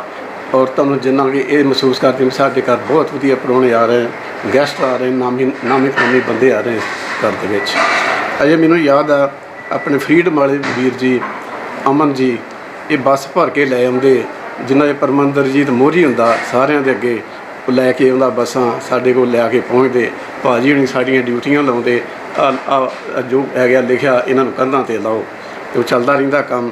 ਇੱਕ ਵਾਰੀ ਦੀ ਤੁਹਾਨੂੰ ਹਾਦਸੇ ਵਾਲੀ ਗੱਲ ਦੱਸਦੇ ਹਾਂ ਕਿ ਰਾਤ ਸੰਚਾਲਨ ਕਰ ਰਿਹਾ ਸੀ ਪਰਮਿੰਦਰਜੀਤ ਜੀ ਲੋ ਵਾਲੇ, ਉਹ ਸੰਚਾਲਨ ਕਰ ਰਿਹਾ, ਅਤੇ ਭਾਰਤ ਆਪਣਾ ਭੂਸ਼ਣ ਸਾਹਿਬ ਧਿਆਨਪੁਰੀ ਇਹ ਵੀ ਉੱਥੇ ਸੀਗੇ, ਅਤੇ ਇਹਨਾਂ ਨੂੰ ਉਹਨੇ ਟਾਈਮ ਦਿੱਤਾ। ਜਦੋਂ ਟਾਈਮ ਦਿੱਤਾ ਤਾਂ 2-3 ਕੁੱਤੇ ਲੜ ਪਿਆ ਉਸ ਵਿੱਚ। ਉਹ ਇਹਨਾਂ ਦੀ ਗੱਲ ਨਾ ਸੁਣੀ ਉਹਨਾਂ ਨੇ, ਅਤੇ ਸਭ ਤੋਂ ਪਹਿਲਾਂ ਭੂਸ਼ਣ ਨੇ ਤੱਕ ਨੂੰ ਜਾ ਕਿਹਾ ਇਹ ਸਾਰੀ ਪਰਮਿੰਦਰ ਜੀ ਦੀ ਸ਼ਰਾਰਤ ਆ, ਮੇਰੇ ਵਾਸਤੇ ਕੁੱਤੇ ਰੱਖੇ ਆ, ਮੇਰੇ ਵਾਸਤੇ ਬੰਦੇ ਨਹੀਂ ਰੱਖੇ ਤਾੜੀਆਂ ਮਾਰਨ ਨੂੰ, ਆਪਣੇ ਵਾਸਤੇ ਬੰਦੇ ਰੱਖਿਆ ਅਤੇ ਮੇਰੇ ਵਾਸਤੇ ਕੁੱਤੇ ਲਾਏ ਆ। ਉਹ ਗੱਲ ਦੀ ਬਹੁਤ ਚਰਚਾ ਰਹੀ ਬਾਅਦ ਦੇ ਵਿੱਚ ਵੀ। ਇਹੋ ਜਿਹੀਆਂ ਗੱਲਾਂ ਚਲੋ ਹਾਸੇ ਵਾਲੀਆਂ ਚੱਲਦੀਆਂ ਰਹਿੰਦੀਆਂ। ਬਹੁਤ ਵਧੀਆ ਦੌਰ ਸੀ ਉਹਨਾਂ ਦੇ। ਸਭ ਤੋਂ ਪਹਿਲੀ ਗੱਲ ਤਾਂ ਅਮਨ ਅਮਾਨ ਸੀ ਪੰਜਾਬ ਦੇ ਵਿੱਚ, ਸ਼ਾਂਤੀ ਸੀਗੀ, ਲੋਕਾਂ ਦੇ ਮਨ ਵਿੱਚ ਡਰ ਭੈ ਵਾਲੀ ਕੋਈ ਗੱਲ ਨਹੀਂ ਸੀ। ਅੱਧੀ ਰਾਤ ਬਰਾਤੇ ਤੁਰੇ ਫਿਰਨ ਮਲੰਗੀਆਂ ਵਾਂਗੂ। ਉਹ ਮਲੰਗਪਣਾ ਅੱਜ ਵੀ ਸਾਨੂੰ ਯਾਦ ਆਉਂ, ਲੇਕਿਨ ਅਸੀਂ ਨਹੀਂ ਮੰਨ ਸਕਦੇ, ਸਾਡੀ ਪੀੜ੍ਹੀ ਨਹੀਂ ਮੰਨ ਰਹੀ ਹੈ ਯਾਦ। ਚਲੋ ਅਜਿਹੀਆਂ ਗੱਲਾਂ ਚੱਲਦੀ ਰਹੀਆਂ, ਇਤਿਹਾਸ ਚੱਲਦੇ ਰਹਿੰਦੇ ਆ, ਦੌੜਦੇ ਰਹਿੰਦੇ ਆ, ਕਾਰਵਾਂ ਚੱਲਦੇ ਰਹਿੰਦੇ, ਐਸੀ ਕੋਈ ਗੱਲ ਨਹੀਂ। ਉਸ ਟਾਈਮ ਦੇ ਉੱਤੇ ਅਮਨ ਜੀ ਭਾਜੀ ਮੋਹਰੀ ਜਿਹੜੇ ਹੁੰਦੇ ਸੀਗੇ, ਅਮਨ ਭਾਜੀ ਬੱਸ ਭਰ ਕੇ ਲਿਆਉਂਦੇ, ਦੁਬਾਰਾ ਕਹਿ ਰਿਹਾ। ਅਤੇ ਉਸ ਤੋਂ ਬਿਨਾਂ ਕਿਰਪਾਲ ਕਜ਼ਾਕ ਜੀ, ਇਹਨਾਂ ਦੇ ਬਹੁਤ ਵਧੀਆ ਦੋਸਤ ਜਿਨ੍ਹਾਂ ਨੇ ਸਾਡੇ ਘਰ ਬਣਾਇਆ, ਸਾਡਾ ਰਹਿਣ ਬਸੇਰਾ ਬਸਾਇਆ, ਜਿਨ੍ਹਾਂ ਨੇ ਜਿੱਥੇ ਵਾਸਤੇ ਰਹੇ। ਇਸ ਤੋਂ ਬਿਨਾਂ ਉਹਨਾਂ ਦੇ ਬਹੁਤ ਨਿੱਜੀ ਬੰਦੇ ਸੀਗੇ ਕਿਰਪਾਲ ਕਜ਼ਾਕ ਦੇ ਨਾਲ ਪਰਮਿੰਦਰਜੀਤ, ਪ੍ਰੋਫੈਸਰ ਕੈਰੋਂ ਸਾਹਿਬ, ਮੈਂ ਉਹਨਾਂ ਵੱਡੇ ਵੀਰਾਂ ਦੇ ਤੌਰ 'ਤੇ ਜਾਣਦਾ, ਉਹ ਰਹੇ ਬਹੁਤ ਦੇਰ ਸਾਡੇ ਨਾਲ। ਇਸ ਤੋਂ ਬਿਨਾਂ ਫਿਰ ਰਸ਼ਮ ਜੀ ਇੱਕ ਸੀਗੇ ਸਟੇਟ ਬੈਂਕ ਆਫ ਇੰਡੀਆ 'ਚ ਮੈਡਮ ਕੰਮ ਕਰਦੀ, ਉਹ ਬਹੁਤ ਇਹਨਾਂ ਦੀ ਦੀਦੀ ਦੇ ਤੌਰ 'ਤੇ ਇਹਨਾਂ ਦੀ ਸੇਵਾ ਕਰਦੀ, ਸਾਹਿਤਕ ਦੇ ਤੌਰ 'ਤੇ ਸੇਵਾ ਕਰਦੀ। ਔਰ ਉਹਨਾਂ ਦੇ ਹਸਬੈਂਡ ਜਿਹੜੇ ਅਮਰੀਕ ਗਿੱਲ ਜੀ, ਅੱਜ ਕੱਲ੍ਹ ਉਹ ਪੰਜਾਬੀ ਆਪਣੀਆਂ ਫਿਲਮਾਂ ਦੇ ਬੜੇ ਅਹਿਮ ਪਰਮੰਨੇ ਆਦਮੀ, ਜਿਹਨੂੰ ਨਵੀਂ ਦੇਖ ਦਿੱਤੀ ਪੰਜਾਬੀ ਫਿਲਮਾਂ ਨੂੰ। ਅਸੀਂ ਉਹਨਾਂ ਦਾ ਬਹੁਤ ਸਤਿਕਾਰ। ਉਹ ਬੰਦੇ ਸਾਡੇ ਘਰਾਂ 'ਚ ਵੀ ਆਉਂਦੇ ਰਹੇ, ਲੇਕਿਨ ਉਹ ਮੁੜ ਕੇ ਬਵੜੇ ਨਹੀਂ। ਚਲੋ ਅੱਛਾ, ਉਹ ਉੱਥੋਂ ਦੀ ਗੱਲ ਕਰਦੇ ਤਾਰਾਗੜ੍ਹ ਦੀ। ਅੱਛਾ, ਇਸ ਤੋਂ ਬਿਨਾਂ ਹੋਰ ਵੀ ਕਈ ਗੱਲਾਂ ਚੱਲਦੀਆਂ ਰਹਿੰਦੀਆਂ, ਲੇਕਿਨ ਪਰਮਿੰਦਰਜੀਤ ਆਪਸ ਵਿੱਚ ਸਭ ਤੋਂ ਮੋਹਰੀ ਹੁੰਦਾ, ਕੰਮ ਘੱਟ ਕਰਦਾ ਅਤੇ ਲੇਕਿਨ ਮੋਹਰੀ ਹੁੰਦਾ। ਇਸ ਤੋਂ ਬਿਨਾਂ ਪ੍ਰੇਮ ਗੋਰਖੀ ਜੀ, ਉਹ ਵੀ ਬਹੁਤ ਇਹਨਾਂ ਦੇ ਸਿਰਦਰ ਹੈ। ਜਸਬੀਰ ਭੁੱਲਰ ਜੀ, ਕਰਨਲ ਜਸਬੀਰ ਭੁੱਲਰ ਜੀ, ਲੇਕਿਨ ਉਹਨਾਂ ਦੀ ਸ਼ਖਸੀਅਤ ਇੱਦਾਂ ਦੀ ਮੁਸ਼ਾਹਤਾ ਕਰਦੇ, ਵਾਕਿਆ ਲੱਗਦਾ ਕਿ ਅਫਸਰ ਨੇ, ਆਰਮੀ ਦੇ ਅਫਸਰ ਨੇ, ਜਿਨ੍ਹਾਂ ਨੇ ਹੱਦਾਂ ਸਰਹੱਦਾਂ ਦੇ ਕੰਮ ਕੀਤਾ। ਔਰ ਉਸ ਟਾਈਮ ਦੇ ਉੱਤੇ ਇਹਨਾਂ ਦਾ ਇੱਕ ਨਾਵਲ ਛਪਣਾ ਸੀ, ਨੋ ਮੈਨਸ ਲੈਂਡ। ਇਹਨਾਂ ਨੇ ਸਾਰਿਆਂ ਨੇ ਇਕੱਠਿਆਂ ਸਲਾਹ ਕੀਤੀ, ਇਹ ਨਾਵਲ ਕਿਉਂ ਨਾ ਹੋਵੇ ਵੀ ਆਪਾਂ ਇੱਕ ਪ੍ਰਕਾਸ਼ਨਤਾ ਚਾਲੂ ਕੀਤੀ ਜਾਵੇ। ਔਰ ਇਹਨਾਂ ਸਾਰਿਆਂ ਨੇ ਮਿਲ ਕੇ 5-6 ਜਾਣਿਆਂ ਨੇ ਇਹਨਾਂ ਆਦਿਕਾ ਪ੍ਰਕਾਸ਼ਨ ਤਾਰਾਗੜ੍ਹ ਦੇ ਨਾਂ ਤੇ ਚਾਲੂ ਕੀਤੀ ਗਈ ਔਰ ਬੜਾ ਵਧੀਆ ਮਾਣ ਦਿੱਤਾ। ਉਹਦੇ ਵਿੱਚ ਨੋ ਮੈਨਸ ਲੈਂਡ ਸਭ ਤੋਂ ਪਹਿਲੋਂ ਇਹ ਛਪਾਇਆ ਗਿਆ। ਇਸ ਤੋਂ ਬਿਨਾਂ ਹੋਰ ਵੀ ਛਾਪਿੰਗ, ਲੇਕਿਨ ਮੈਨੂੰ ਉਹਨਾਂ ਬਾਰੇ ਯਾਦ ਨਹੀਂ ਰਿਹਾ। ਹਾਲਾਤ ਬਦਲਦੇ ਗਏ। ਉੱਥੋਂ ਕਿਰਪਾਲ ਜੀ ਨੇ ਘਰ ਬਣਾਇਆ 1500 ਸਾਲ ਹੈ ਅਤੇ ਹਾਲਾਤ ਬਦਲ ਗਏ। ਪਿੰਡ ਛੱਡ ਕੇ ਹੁਣ ਪੈ ਗਿਆ, ਸ਼ਹਿਰ ਆ ਗਏ। ਬੋਤਲ ਦੱਬਣ ਵਾਲੀ ਵੀ ਗੱਲ, ਵਿਹੜੇ ਵੀ ਬੋਤਲ ਅਤੇ ਵਿਹੜੇ ਦੀ ਗੱਲ ਆ। ਇਸ ਤੋਂ ਬਿਨਾਂ ਵਿਹੜੇ ਦੇ ਵਿੱਚ ਆਪਣਾ ਬਹੁਤ ਵਧੀਆ ਨਾਮ ਆਪਣੇ ਕਹਾਣੀਕਾਰ ਜਿਹੜੇ ਆਪਣੇ ਪਰਦੇਸੀ ਸਾਹਿਬ, ਇਸ ਤੋਂ ਬਿਨਾਂ ਵਰਿਆਮ ਸੰਧੂ ਜੀ, ਇਹ ਵੀ ਆਉਂਦੇ ਰਹੇ, ਨਾਮੀ ਕਹਾਣੀਕਾਰ ਆਉਂਦੇ ਰਹੇ ਜਿਹੜੇ। ਇਸ ਤੋਂ ਬਿਨਾਂ ਫਿਰ ਕਾਫੀ ਦੇਰ ਚੱਲਦਾ ਰਹਿੰਦਾ ਰਾਤ ਸਾਰੀ ਪ੍ਰੋਗਰਾਮ। ਔਰ ਪਰਮਿੰਦਰ ਜੀ ਸਭ ਤੋਂ ਪਹਿਲਾਂ ਸ਼ਰਾਬੀ ਹੋ ਕੇ ਡਿੱਗਦਾ, ਇਹਨੂੰ ਸਾਂਭਦੇ ਫਿਰਦੇ ਫਿਰ ਅਸੀਂ ਰਾਤ ਦੇ ਵਿੱਚ ਇੱਕ ਦਿਨ ਹੋਇਆ ਇਹ ਵਿਚਾਰਾ, ਇਹਨੂੰ ਕੋਈ ਲੱਭਾ ਨਾ, ਇਹ ਡੰਗਰਾਂ ਦੇ ਅੰਦਰ ਹੀ ਸੌਂ ਗਿਆ। ਅਸੀਂ ਸਵੇਰੇ ਲੱਭਦੇ ਫਿਰੀਏ ਬੰਦਾ ਕਿੱਥੇ ਗਿਆ, ਇਹਨੂੰ ਉੱਥੋਂ ਕੱਢ ਕੇ ਲਿਆਏ ਸੀ। ਲੈ ਬੰਦਾ ਤਾਂ ਠੀਕ ਠਾਕ, ਕੋਈ ਗੱਲ ਨਹੀਂ ਇਹੋ ਜਿਹੀ। ਇੱਦਾਂ ਚੱਲਦਾ ਰਹਿੰਦਾ ਸਾਰੀ ਰਾਤ ਕੰਮ। ਹਾਂਜੀ, ਪਰਮਿੰਦਰ ਜੀ ਨੂੰ ਚਲੋ ਅੱਜ ਨਹੀਂ ਹੈਗਾ ਭਰਾ ਸਾਡਾ ਵੀਰ, ਲੇਕਿਨ ਬਹੁਤ ਮਨਮੋਹਾ ਦਿਲ ਮੋਹਾ ਰਿਹਾ। ਇਹ ਧਾਲੀਵਾਲ ਸਾਹਿਬ ਹੋਣਾ ਨਾਲ ਹੀ ਰਿਹਾ ਉੱਥੇ। ਅਸੀਂ ਸਾਡਾ ਵੀ ਆਉਣ ਜਾਣ ਵੱਡੇ ਵੀਰ ਕਰਕੇ ਬਣਦਾ ਰਿਹਾ। ਚਲੋ ਜ਼ਿੰਦਗੀ ਚੱਲਦੀ ਰਹੀ। ਮੁੜ ਕੇ ਸ਼ਹਿਰ ਆ ਗਏ। ਸ਼ਹਿਰ ਆਣ ਕੇ ਭਾਵਾਂ ਦਾ ਚੱਕਰ ਪੈ ਗਿਆ, ਸਾਰਾ ਕੁਝ ਖਾਲੀ ਛੱਡਣਾ ਪੈ ਗਿਆ, ਡੰਗਰ ਕਿਤੇ ਅਸੀਂ ਕਿਤੇ, ਅਤੇ ਸ਼ਹਿਰ ਆਉਣਾ ਪੈ ਗਿਆ। ਉਹਨਾਂ ਦਿਨਾਂ ਦੇ ਵਿੱਚ ਸਾਡੇ ਨਾਲ 1-2 ਵਾਰਦਾਤਾਂ ਹੋਈਆਂ। ਮੇਰਾ ਬੇਟਾ ਚੁੱਕ ਕੇ ਲੈ ਗਿਆ। ਇਸ ਤੋਂ ਬਿਨਾਂ ਭਾਜੀ ਉਹਨਾਂ ਨੂੰ ਲੈ ਗਏ। ਉਹ ਚਲੋ ਹਾਲਾਤਾਂ ਨੂੰ ਬਦਲਦੇ ਅਸੀਂ ਪਿੰਡ ਛੱਡ ਕੇ ਸ਼ਹਿਰ ਆ ਗਏ। ਸ਼ਹਿਰ ਆਣ ਕੇ ਸਭ ਤੋਂ ਪਹਿਲਾਂ ਇੱਥੇ ਕੌਣ ਰੱਖਦਾ ਇਹੋ ਜਿਹੇ ਬੰਦਿਆਂ ਨੂੰ? ਸਭ ਤੋਂ ਪਹਿਲਾਂ ਸਾਨੂੰ ਕੈਰੋਂ ਭਾਈ ਨੇ ਰੱਖਿਆ। ਔਰ ਅਸੀਂ 3 ਸਾਲ ਰੱਖਿਆ ਉਹਨਾਂ ਨੇ। ਔਰ ਉਹਨਾਂ ਭਾਜੀ ਹੋਣੇ ਸਾਨੂੰ, ਅਸੀਂ 10,000 ਜੀ ਹਾਂ, ਇੱਕ ਪੜਕ 'ਤੇ 4-4 5 ਜਣੇ ਸੁੱਤੇ ਹੋਣੇ। ਮੁੜ ਕੇ ਉਹਨਾਂ ਦੇਖਿਆ ਵੀ ਇਹ ਤਾਂ ਬਹੁਤ ਮਾੜੀ ਗੱਲ ਆ। ਉਹਨਾਂ ਫਿਰ ਸਾਨੂੰ ਕਮਰੇ ਦੀ ਕੰਧ ਤੋੜ ਕੇ ਉਹ ਵੀ ਕਮਰਾ ਦੇ ਦਿੱਤਾ। ਕਹਿਣ ਲੱਗੇ ਵੀ ਆਹ ਜਿਹੜਾ ਡਰਾਇੰਗ ਰੂਮ ਇਹ ਸਾਰਿਆਂ ਦਾ ਸਾਂਝਾ ਹੋਊਗਾ। ਉਹਨਾਂ ਦਾ ਦਿੱਤਾ ਅਸੀਂ ਭੁੱਲ ਸਕਦੇ ਜੀ। ਖੈਰ, ਇਸ ਤੋਂ ਬਿਨਾਂ ਮੁੜ ਕੇ ਇੱਥੇ ਸਾਹਿਤਕ ਘਰ ਦੇ ਵਿੱਚ ਅੰਮ੍ਰਿਤਸਰ ਵਿੱਚ ਹੀ ਬਹੁਤ ਸਾਹਿਤਕਾਰ ਜੁੜੇ ਰਹੇ। ਵੱਡੇ ਬੰਦੇ ਆਉਂਦੇ ਰਹੇ। ਅਸੀਂ ਉਹਨਾਂ ਦੀ ਸੇਵਾ ਪਾਣੀ 'ਚ ਲੱਗੇ ਰਹਿਣਾ। ਭਾਜੀ ਉਹਨਾਂ ਨੂੰ ਸੇਵਾ ਪਾਣੀ ਦੀ, ਅਤੇ ਸਰਜੀਤ ਪਾਤਰ ਜੀ ਬੜੇ ਦਿਨ ਸਾਡੇ ਕੋਲ ਗੁਜ਼ਾਰਦੇ। ਇਸ ਤੋਂ ਬਿਨਾਂ ਬਹੁਤ ਨਾਮੀ ਕਾਰਜ ਹੁਣ ਨਾ ਹੀ ਭੁੱਲ ਗਏ ਕਈਆਂ ਦੇ 'ਤੇ। ਲੇਕਿਨ ਅਫਸੋਸ ਇਸ ਗੱਲ ਦਾ, ਮੈਨੂੰ ਪਾਤਰ ਸਾਹਿਬ ਮਿਲੇ ਇੱਕ ਵਿਆਹ ਦੇ ਉੱਤੇ, ਅਤੇ ਮੈਂ ਉਹਨਾਂ ਨੂੰ ਕਿਹਾ ਯਾਰ ਤੁਸੀਂ ਉੱਥੇ ਹੀ ਆ ਅਤੇ ਤੁਸੀਂ ਆਏ ਹੋ। ਚਲੋ ਖੈਰ, ਉਹਨਾਂ ਕਿਹਾ ਯਾਰ ਚੇਤਨ ਨਹੀਂ ਉੱਥੇ ਹੈਗਾ।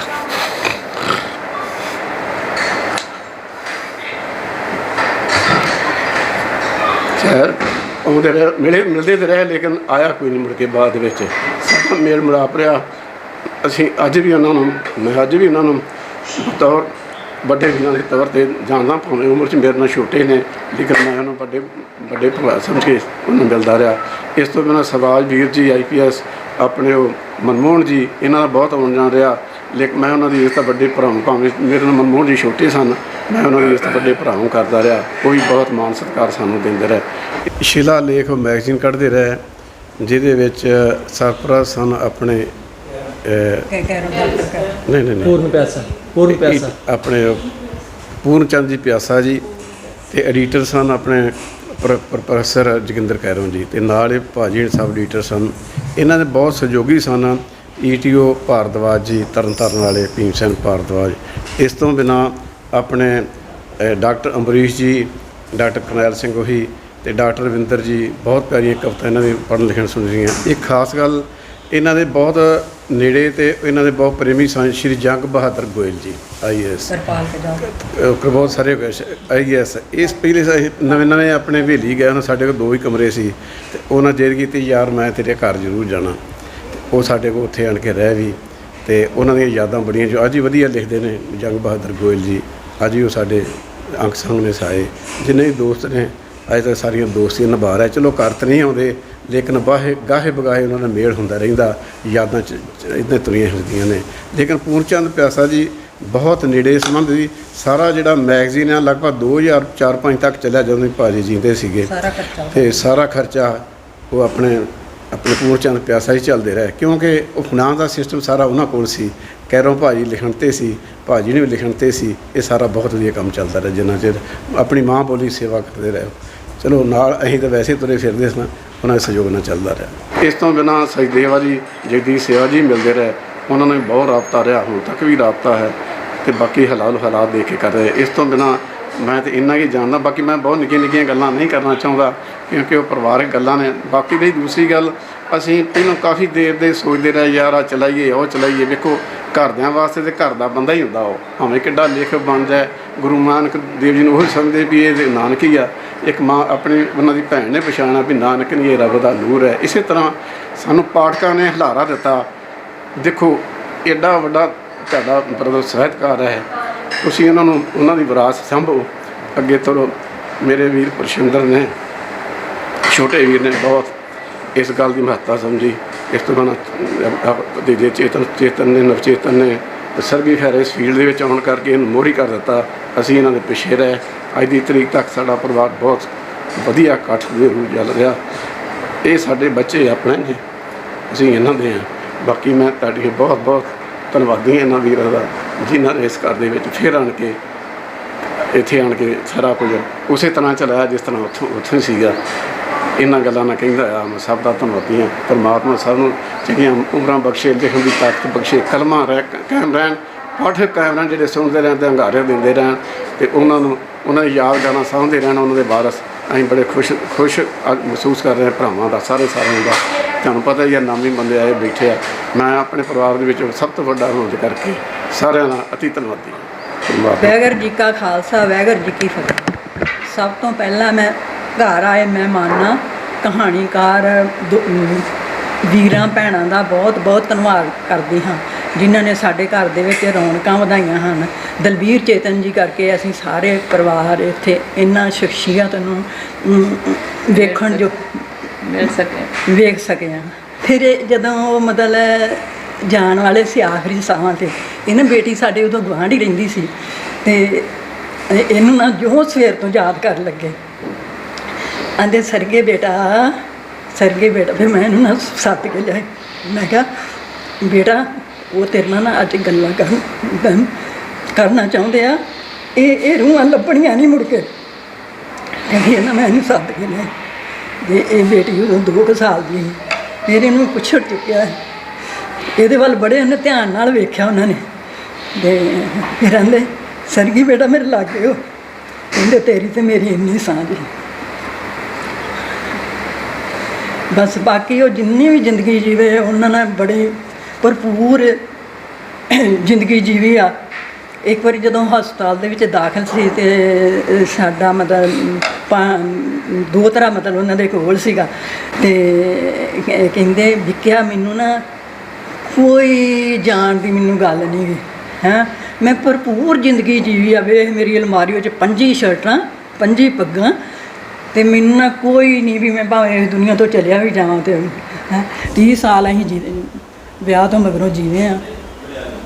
ਜੀਂਦੇ ਰਹੇ ਸਰਦਾਰ ਜੀ। ਬਸ ਉਹਨਾਂ ਦੀ ਹਰ ਇੱਕ ਗੱਲ ਜਿਹੜੀ ਹੁੰਦੀ ਸੀ, ਬਸ ਇੱਕ ਹੁੰਦਾ ਫਿਰ ਕਹਿਣਾ ਜਿਹੜਾ ਮੇਰਾ ਅਫਸਰ ਆ ਉਹ ਭਾਵੇਂ ਮੇਰੇ ਘਰੋਂ ਚਾਹ ਤੋਂ ਬਗੈਰ ਚੱਲ ਜਾਵੇ, ਪਰ ਜਿਹੜਾ ਨੌਕਰ ਜਿਹੜਾ ਨਾ ਉਹ ਨਹੀਂ ਮੇਰੇ ਘਰੋਂ ਚਾਹ ਪੀਤੇ ਬਗੈਰ ਜਾਣਾ। ਕਹਿੰਦੇ ਉਹ ਵੀ ਦੂਸਰਿਆਂ ਤੋਂ ਆਪਣੀ ਇੱਜ਼ਤ ਮਾਣ ਚਾਹੁੰਦੇ ਆ। ਅਤੇ ਬਾਕੀ ਉਹਨਾਂ ਬਾਰੇ ਕਹਿਣੇ ਕਿਹਾ ਸੀ, ਜਿੱਥੇ ਬਹਿੰਦੇ ਹੀ ਰੌਣਕਾਂ ਲੱਗ ਜਾਂਦੀਆਂ ਸੀ। ਹੁਣ ਅੱਜ ਉਹਨਾਂ ਗੱਲਾਂ ਨੂੰ ਤਰਸੇ ਬੰਦੇ ਵੇਖਣ ਨੂੰ ਮਤਲਬ ਜਿਹੜੇ ਤਰਸ ਜਾਈਦਾ ਉਹਨਾਂ ਦੇ ਹੁੰਦਿਆਂ। ਉੱਪਰਲਾ ਅਸੀਂ ਕਮਰਾ ਜਿਹੜਾ ਬਹੁਤ ਵੱਡਾ ਬਣਾਇਆ ਸੀ, ਆਂਦੇ ਇੱਥੇ ਮੇਰੇ ਯਾਰਾਂ ਦੋਸਤਾਂ ਨੇ ਆ ਕੇ ਵਿਆਹ ਕਰਨਾ। ਫਿਰ ਇਹਨਾਂ ਦਾ ਬੇਟਾ ਜਿਹਾ ਛੋਟਾ ਜਿਹਾ ਹੀ ਅਜੇ ਗੱਲਾਂ ਹੀ ਕਰਨ ਲੱਗਾ ਸੀ ਅਤੇ ਉਹਨਾਂ ਦਾ ਜਿਨ੍ਹਾਂ ਦਾ ਉਹਨਾਂ ਦੇ ਬਾਰੇ ਇੱਕ ਕਿਤਾਬ ਛਪੀ, ਜਿੱਦਾਂ ਸਾਰੇ ਰਾਈਟਰਾਂ, ਮੌਲਸਰੀ ਦਾ ਰੁੱਖ, ਪਤਾ ਨਹੀਂ ਤੁਸੀਂ ਪੜ੍ਹੀ ਕਿ ਨਹੀਂ ਪੜ੍ਹੀ।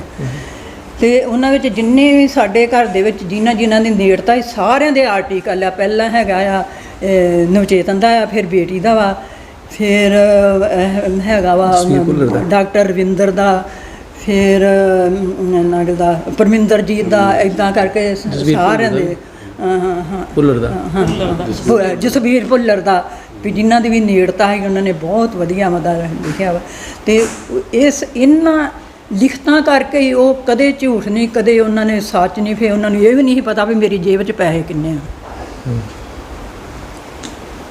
ਵੀ ਕੋਈ ਨਹੀਂ, ਜਿਹੜਾ ਜ਼ਮੀਨ ਦਾ ਹੀ ਸਾਰਾ ਪ੍ਰਬੰਧ ਇਹ ਕਰਦੇ ਸੀ ਕੋਈ ਵੀ ਸਬਜ਼ੀ ਭਾਜੀ ਦਾ ਉਹਨੂੰ ਨਹੀਂ ਹੋਣਾ। ਮੈਂ ਕਿਹਾ ਮੈਨੂੰ ਤਾਂ ਨਹੀਂ ਲਿਖਣ ਦੇ ਹੈਗਾ ਤੇ ਤੁਸੀਂ ਜਿਹੜਾ ਵਾ ਤੁਸੀਂ ਚਲੋ ਆਪਣਾ, ਕਦੀ ਮੈਂ ਉਹਨਾਂ ਨੂੰ ਸਬਜ਼ੀ ਭਾਜੀ ਕਦੀ ਉਹਨਾਂ ਨੂੰ ਲਿਆਉਣ ਨਹੀਂ ਦਿੱਤੀ। ਬਾਕੀ ਜਿਹੜੀਆਂ ਜਿੱਦਾਂ ਚਾਦਰਾਂ ਹੋਰ ਘਰ ਦੀਆਂ ਚੀਜ਼ਾਂ ਉਹ ਉਹਨਾਂ ਨੇ ਆਪਣੇ ਫਰੂਟ ਇਹ ਉਹਨਾਂ ਨੇ ਆਪਣੀ ਮਰਜ਼ੀ ਨਾਲ ਲਿਆਉਣੀਆਂ ਚੁਣ ਚੁਣ ਕੇ। ਫਿਰ ਆਖਣਾ ਲਿਆ ਕੇ ਲੈ ਭਜਨ ਗੋਰੇ ਤੇਰਾ ਘਰ ਭਰ ਦਿੱਤਾ ਸੀ। ਵੀਰਾਂ ਭੈਣਾਂ ਦਾ ਬਹੁਤ ਬਹੁਤ ਸਨਮਾਨ ਕਰਦੀਆਂ ਜਿਨ੍ਹਾਂ ਨੇ ਉਹਨਾਂ ਦੇ ਕਰਕੇ ਹੀ ਸਾਡੇ ਘਰ ਦੇ ਵਿੱਚ ਰੌਣਕਾਂ ਲਾਈਆਂ। ਸਾਰੇ ਆਏ ਹੋਏ ਲੇਖਕ ਵੀਰਾਂ ਭੈਣਾਂ ਦਾ ਧੰਨਵਾਦ ਕਰਦੀ ਹਾਂ ਜਿਨ੍ਹਾਂ ਨੇ ਅੱਜ ਸਾਡੇ ਵਿਹੜੇ ਦੇ ਵਿੱਚ ਆਣ ਕੇ ਫਿਰ ਭਾਜੀ ਦਲਬੀਰ ਚੇਤਨ ਹੁਣਾਂ ਨੂੰ ਨਵੇਂ ਸਿਰਿਓਂ ਉਹਨਾਂ ਦੀਆਂ ਯਾਦਾਂ ਦੇ ਨਾਲ ਜੋੜਿਆ। ਭੁੱਲੇ ਤੋਂ ਕਦੇ ਵੀ ਨਹੀਂ ਸੀ, ਹਮੇਸ਼ਾ ਸਾਡੀਆਂ ਯਾਦਾਂ ਦੇ ਨਾਲ ਜੁੜੇ ਨੇ। ਆਪਣੀਆਂ ਕਹਾਣੀਆਂ ਰਾਹੀਂ ਉਹਨਾਂ ਦੀਆਂ ਗੱਲਾਂ ਹੀ ਇੰਨੀਆਂ ਹੈ ਜਿਨ੍ਹਾਂ ਨੂੰ ਅਸੀਂ ਕਦੀ ਜ਼ਿੰਦਗੀ 'ਚ ਭੁੱਲ ਨਹੀਂ ਸਕਦੇ। ਉਹਨਾਂ ਦੇ ਛੋਟੇ ਛੋਟੇ ਜੋਕ ਉਹਨਾਂ ਨੇ ਕਰਨੇ। ਘਰ ਵਿੱਚ ਮੈਨੂੰ ਇੱਕ ਗੱਲ ਯਾਦ ਹੈ ਕਿ ਜਦੋਂ ਕਹਾਣੀ ਗੋਸ਼ਟੀ ਹੋਣੀ ਸਾਡੇ ਘਰ ਦੇ ਵਿੱਚ 50-60 ਤਕਰੀਬਨ ਰਾਈਟਰ ਆਉਂਦੇ ਸੀ ਅਤੇ ਸਾਰੀ ਰਾਤ ਜਿਹੜੀਆਂ ਕਹਾਣੀਆਂ ਗਜ਼ਲਾਂ ਚੱਲਦੀਆਂ ਰਹਿੰਦੀਆਂ ਸੀ ਅਤੇ ਜਿਹੜੇ ਪਿੰਡ ਦੇ ਬੱਚੇ ਸੀ ਉਹ ਸਾਡੀਆਂ ਜਿਹੜੀਆਂ ਚਾਰ ਦੀਵਾਰੀਆਂ ਸੀ ਉਹਨਾਂ ਦੇ ਉੱਪਰ ਚੜ੍ਹ ਕੇ ਵੇਖਦੇ ਸੀ ਵੀ ਇਹ ਕੀ ਹੋ ਰਿਹਾ। ਇਹ ਲੱਗਦਾ ਵਿਆਹ ਵਰਗਾ ਮਾਹੌਲ ਆ ਪਰ ਉਹੀ ਕੋਈ ਗੱਲ ਨਹੀਂ ਇੱਥੇ ਦਿਸ ਰਹੀ। ਅਤੇ ਉਹਨਾਂ ਦੇ ਉਸ ਟਾਈਮ ਦੇ ਵਿੱਚ ਸਾਨੂੰ ਇੰਨਾ ਫਖਰ ਹੁੰਦਾ ਸੀ ਕਿ ਸਾਡੇ ਘਰ ਇੰਨੇ ਚਰਨ ਪੈਂਦੇ ਨੇ ਅਤੇ ਅਸੀਂ ਇੰਨਾ ਕੁਝ ਸਾਨੂੰ ਜਿਹੜਾ ਉਹਨਾਂ ਕੋਲੋਂ ਸਿੱਖਣ ਦਾ ਮੌਕਾ ਮਿਲਿਆ। ਬਹੁਤ ਕੁਝ ਸਿੱਖਿਆ।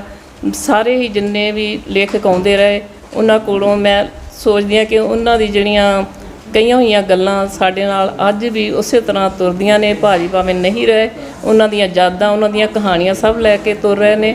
ਅਤੇ ਅੱਜ ਹੁਣ ਜੇ ਆਪਾਂ ਸਾਰੇ ਇਕੱਠੇ ਹੋਏ ਹਾਂ ਅਤੇ ਉਹਨਾਂ ਦੀਆਂ ਜੁੜੀਆਂ ਹੋਈਆਂ ਯਾਦਾਂ ਨੂੰ ਲੈ ਕੇ ਅੱਗੇ ਤੋਰਨ ਦਾ ਇੱਕ ਜਿਹੜਾ ਉਪਰਾਲਾ ਕੀਤਾ ਹੈ ਅਤੇ ਮੈਂ ਚਾਹੁੰਦੀ ਹਾਂ ਕਿ ਪਰਮਾਤਮਾ ਇੰਨੀ ਕੁ ਕਿਰਪਾ ਕਰਕੇ ਉਪਰਾਲਾ ਸਾਡਾ ਹਮੇਸ਼ਾ ਹੀ ਚੱਲਦਾ ਰਹੇ ਅਤੇ ਅੱਗੇ ਤੋਂ ਮੈਂ ਚਾਹੁੰਦੀ ਪ੍ਰਦੇਸ਼ ਬੈਠੇ ਬੱਚੇ ਜਿਹੜੇ ਉਹ ਵੀ ਸਾਡੇ ਇਸ ਉਪਰਾਲੇ ਦੇ ਵਿੱਚ ਸ਼ਾਮਲ ਹੋਣ ਅਤੇ ਉਹ ਵੀ ਇਸ ਜਿਹੜੀ ਹੈਗੀ ਅੱਜ ਸਾਰੇ ਇਕੱਠੇ ਹੋਏ ਭੈਣ ਭਰਾ ਉਹਨਾਂ ਦਾ ਮਾਣ ਇੱਜ਼ਤ ਜਿਹੜਾ ਵਧਾਉਣ।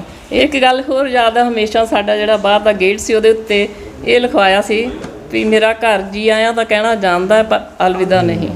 ਸਭ ਤੋਂ ਪਹਿਲਾਂ ਤਾਂ ਮੈਂ ਉਸ ਮਹਾਨ ਸ਼ਖਸੀਅਤ ਬਾਰੇ ਥੋੜ੍ਹੇ ਜਿਹੇ ਆਪਣੀ ਵੀ ਸਾਂਝੀ ਕਰਨਾ ਚਾਹੁੰਦਾ ਜਿਨ੍ਹਾਂ ਦੀ ਯਾਦ ਦੇ ਵਿੱਚ ਇਹ ਅਵਾਰਡ ਸਮਾਰੋਹ ਆਯੋਜਨ ਕੀਤਾ ਜਾ ਰਿਹਾ। ਮੈਂ ਸਮਝਦਾ ਵੀ ਲਿਖਾਰੀ ਲੋਕ ਹੀ ਸਮਾਜ ਦੇ ਵਿੱਚ ਐਸੀ ਥਾਂ ਰੱਖਦੇ ਆ ਵੀ ਜਿਹੜੇ ਆਪਣੇ ਜਾਣ ਤੋਂ ਬਾਅਦ ਵੀ ਜਿੰਦਾ ਰਹਿੰਦੇ ਨੇ। ਇਸ ਦੁਨੀਆ 'ਚ ਹਜ਼ਾਰਾਂ ਲੋਕੀ ਆਏ ਨੇ, ਹਜ਼ਾਰਾਂ ਲੱਖਾਂ ਕਰੋੜਾਂ ਆਏ ਨੇ, ਚਲੇ ਗਏ ਨੇ। ਅੱਜ ਆਪਾਂ ਗੁਰੂ ਸਾਹਿਬਾਂ ਦੀ ਬਾਣੀ ਪੜ੍ਹਦੇ ਹਾਂ। ਅਗਰ ਗੁਰੂ ਸਾਹਿਬਾਂ ਨੇ ਬਾਣੀ ਦੀ ਰਚਨਾ ਨਾ ਕੀਤੀ ਹੁੰਦੀ ਤਾਂ ਸਾਨੂੰ ਉਹਨਾਂ ਬਾਰੇ ਅੱਜ ਕੀ ਪਤਾ ਲੱਗਣਾ ਸੀ। ਜਿਸ ਤਰ੍ਹਾਂ ਭਗਤਾਂ ਦੀ ਬਾਣੀ ਗੁਰੂ ਗ੍ਰੰਥ ਸਾਹਿਬ ਵਿੱਚ ਦਰਜ ਹੈ ਉਹ ਵੀ ਉਹਨਾਂ ਨੇ ਸਾਂਭੀ ਹੈ ਅਤੇ ਉਹਨਾਂ ਦੀ ਅੱਜ ਵੀ ਭਗਤਾਂ ਦੀ ਜਿਹੜੀ ਹੋਂਦ ਹੈ। ਇਸੇ ਤਰ੍ਹਾਂ ਜਿਹੜੇ ਸਾਹਿਤਕਾਰ ਲੋਕ ਨੇ ਅਤੇ ਇਹਨਾਂ ਨੇ ਵੀ ਜਿਹੜੀਆਂ ਰਚਨਾਵਾਂ ਕੀਤੀਆਂ ਨੇ ਉਹ ਆਪਣੀ ਰਚਨਾ ਕਰਕੇ ਹੀ ਅੱਜ ਉਹ ਯਾਨੀ ਕਿ ਸਾਡੇ ਵਿੱਚ ਸ਼ਾਮਲ ਨੇ। ਜਿੱਥੋਂ ਤੱਕ ਉਹਨਾਂ ਦੇ ਸੁਭਾਅ ਦੀ ਮੈਂ ਗੱਲ ਕਰਾਂ ਜਾਂ ਉਹਨਾਂ ਦੇ ਵਿਹਾਰ ਦੀ ਗੱਲ ਕਰਾਂ, ਉਹ ਆਪਣੇ ਜਿਹੜੇ ਯਾਨੀ ਕਿ ਆਪਣੇ ਪ੍ਰਿੰਸੀਪਲਾਂ ਦੇ ਬਹੁਤ ਹੀ ਜਿਹੜੇ ਸਿਧਾਂਤ ਉਹਨਾਂ ਨੇ ਮਤਲਬ ਅਪਣਾਏ ਸੀ ਉਹਨਾਂ ਦੇ ਬੜੇ ਪਰਪੱਕ ਸੀਗੇ। ਜਿਸ ਤਰ੍ਹਾਂ ਮੈਨੂੰ ਯਾਦ ਹੈ ਵੀ ਇੱਕ ਵਾਰੀ ਮੇਰੀ ਨਾ ਕਿਤੇ ਟਰਾਂਸਫਰ ਹੋ ਗਈ ਸੀਗੀ ਅਤੇ ਚੰਡੀਗੜ੍ਹ ਤੋਂ ਨਰਪਿੰਦਰ ਰਤਨ ਸੀ ਇਹਨਾਂ ਦੇ ਦੋਸਤ, ਉਹ IAS ਅਫਸਰ ਸੀਗੇ ਅਤੇ ਸਾਡੇ ਚੇਅਰਮੈਨ ਸਾਹਿਬ ਦੇ ਬਹੁਤ ਕਲੋਜ਼ ਸੀਗੇ। ਉਹ ਇੱਥੇ ਆਏ, ਅੰਮ੍ਰਿਤਸਰ ਆਏ ਅਤੇ ਕਹਿੰਦੇ ਜੀ ਆਪਾਂ ਉਹਨਾਂ ਨੂੰ ਨਾ ਲੰਚ ਦੇਣਾ ਆਪਾਂ ਰਾਇਲ ਕੈਸਲ ਹੋਟਲ ਦੇ ਵਿੱਚ। ਅਤੇ ਪਰਮਿੰਦਰਜੀਤ ਅੰਕਲ ਸੀਗੇ ਅਤੇ ਇਹ ਸੀ ਮੈਂ ਹੀ 4 ਜਣੇ ਸੀਗੇ। ਪਰ ਮੈਨੂੰ ਰਸਤੇ 'ਚ ਇਹਨਾਂ ਇੱਕ ਗੱਲ ਕਹਿ ਦਿੱਤੀ, ਕਹਿੰਦੇ ਵੀ ਆਪਾਂ ਉਹਨਾਂ ਨੂੰ ਲੰਚ ਦੇਣ ਲੱਗੇ ਹਾਂ, ਆਪਾਂ ਉੱਥੇ ਬਦਲੀ ਬਾਰੇ ਕੋਈ ਗੱਲ ਨਹੀਂ ਕਰਨੀ, ਕੋਈ ਐਸੀ ਗੱਲ ਨਹੀਂ ਕਰਨੀ ਵੀ ਜੇ ਤਾਂ ਉਹਨਾਂ ਨੂੰ ਲੱਗੇ ਵੀ ਮੈਨੂੰ ਇਹ ਰੋਟੀ ਤਾਂ ਖਵਾ ਰਿਹਾ ਵੀ ਅਸੀਂ ਇਹ ਤੋਂ ਕੰਮ ਲੈਣਾ। ਅਤੇ ਮੈਨੂੰ ਬੜਾ ਵਧੀਆ ਲੱਗਾ ਵੀ ਜਿਹੜੇ ਸਿਧਾਂਤ ਹੁੰਦੇ ਆ, ਚਲੋ ਬਦਲੀਆਂ ਤਾਂ ਇੱਥੋਂ ਨਹੀਂ ਇੱਥੇ ਹੁੰਦੀਆਂ ਰਹਿੰਦੀਆਂ ਵਾ, ਪਰ ਇਹ ਜਿਹੜਾ ਬੰਦਾ ਆਇਆ ਉਹਨੂੰ ਇਹ ਨਹੀਂ ਮਹਿਸੂਸ ਹੋਣ ਦਿੱਤਾ ਵੀ ਅਸੀਂ ਜੇ ਉਹਨੂੰ ਲੰਚ ਦਾ ਉਹਨੂੰ ਕੋਈ ਮਾਣ ਸਨਮਾਨ ਦਿੱਤਾ ਅਤੇ ਉਹਨੂੰ ਇਹ ਨਾ ਲੱਗੇ ਵੀ ਇਹਨਾਂ ਮੇਰੇ ਕੋਲ ਕੰਮ ਲੈਣ ਵਾਸਤੇ ਮਾਣ ਸਨਮਾਨ ਦੇ ਰਹੇ ਆ। ਮਤਲਬ ਕਹਿੰਦੇ ਵੀ ਕੰਮ ਕਹਿਣ ਨਾਲ ਬੰਦਾ ਨੀਵਾਂ ਹੋ ਜਾਂਦਾ। ਇਹ ਉਹਨਾਂ ਦੀ ਆਪਣੀ ਵਰਡਿੰਗ ਹੁੰਦੀ ਸੀ ਔਰ ਮੈਨੂੰ ਵੀ ਲੱਗਦਾ ਵੀ ਵਾਕਿਆ ਸਹੀ ਹੈ। ਕੰਮਕਾਰ ਆਪਣੀ ਜਗ੍ਹਾ ਹੁੰਦੇ ਆ, ਲੇਕਿਨ ਜਿਹੜੀਆਂ ਤੁਹਾਡੀਆਂ ਆਪਣੀਆਂ ਦੋਸਤੀਆਂ ਮਿੱਤਰਾਂ ਦਾ ਜਿਹੜਾ ਸਟੈਂਡਰਡ ਹੈ ਨਾ ਉਹ ਤਾਂ ਹੀ ਮੇਨਟੇਨ ਰਹਿੰਦਾ ਵਾ ਜੇ ਆਪਾਂ ਉਹਨਾਂ 'ਚ ਮਤਲਬ ਨੂੰ ਪਿੱਛੋਂ ਬਾਹਰ ਕੱਢ ਦਈਏ। ਇਸ ਤਰ੍ਹਾਂ ਹੋਰ ਵੀ ਕਾਫੀ ਜਿਹੜੀਆਂ ਉਹਨਾਂ ਨਾਲ ਸਾਂਝਾਂ ਨੇ। ਜਦੋਂ ਇੱਕ ਵਾਰੀ ਰਾਤ ਕਿਤੇ ਕੋਈ ਪ੍ਰੋਬਲਮ ਆਈ ਸੀ ਮੈਨੂੰ ਰਾਤੀ ਉਹਨਾਂ 1:30 ਵਜੇ ਬੈਲ ਮਾਰਤੀ। ਛਾਟੇ ਠਾਣੇ ਨਾਲ ਕੋਈ ਝਗੜਾ ਹੋ ਗਿਆ ਸੀ ਇਹਨਾਂ ਦੇ ਕਿਸੇ ਦੋਸਤ ਮਿੱਤਰ ਦਾ। ਹਾਂ, ਅਤੇ ਮੈਨੂੰ ਕਹਿੰਦਾ ਵੀ ਆਪਾਂ ਉੱਥੇ ਜਾਣਾ। ਮੈਂ ਕਿਹਾ ਚਲੋ ਜੀ, ਕਿਹੜੀ ਗੱਲ ਆ, ਚਲੇ ਜਾਂਦੇ ਆਪਾਂ। ਚਲੋ ਉੱਥੇ ਜਾ ਕੇ ਗੱਲਬਾਤ ਕੀਤੀ। ਮਤਲਬ ਕਿਸੇ ਆਪਣੇ ਦੇ ਕੰਮ ਆਉਣ ਦੀ ਉਹਨਾਂ ਵਿੱਚ ਬਹੁਤ ਹੀ ਇੱਕ ਸੀਗੀ, ਮਤਲਬ ਹੁੰਦੀ ਸੀ ਵੀ ਜੇ ਕਿਸੇ ਦੀ ਮੁਸ਼ਕਿਲ ਹੈ ਤਾਂ ਮੈਂ ਉਹਨੂੰ ਜਲਦੀ ਤੋਂ ਜਲਦੀ ਹੱਲ ਕਰਾਂ। ਤੇ ਬਾਕੀ ਮੈਂ ਤੁਹਾਡਾ ਸਾਰਿਆਂ ਦਾ ਬਹੁਤ ਧੰਨਵਾਦ ਕਰਦਾ, ਤੁਸੀਂ ਸਾਡੇ ਘਰ ਆਏ ਹੋ। ਬਹੁਤ ਹੀ ਵਧੀਆ ਵਿਚਾਰ ਚਰਚਾ ਹੋਈ ਹੈ ਤੇ ਉਹ ਜਿਹੜਾ ਇਹ ਸਨਮਾਨ ਪਹਿਲਾ ਦਿੱਤਾ ਗਿਆ, ਇਸ ਤਰ੍ਹਾਂ ਅਗਲਾ ਸਨਮਾਨ ਵੀ ਇਸੇ ਤਰ੍ਹਾਂ ਆਯੋਜਿਤ ਕੀਤਾ ਜਾਵੇ। ਤੁਹਾਡਾ ਇੱਥੇ ਆਉਣ ਦਾ ਬਹੁਤ ਬਹੁਤ ਧੰਨਵਾਦ।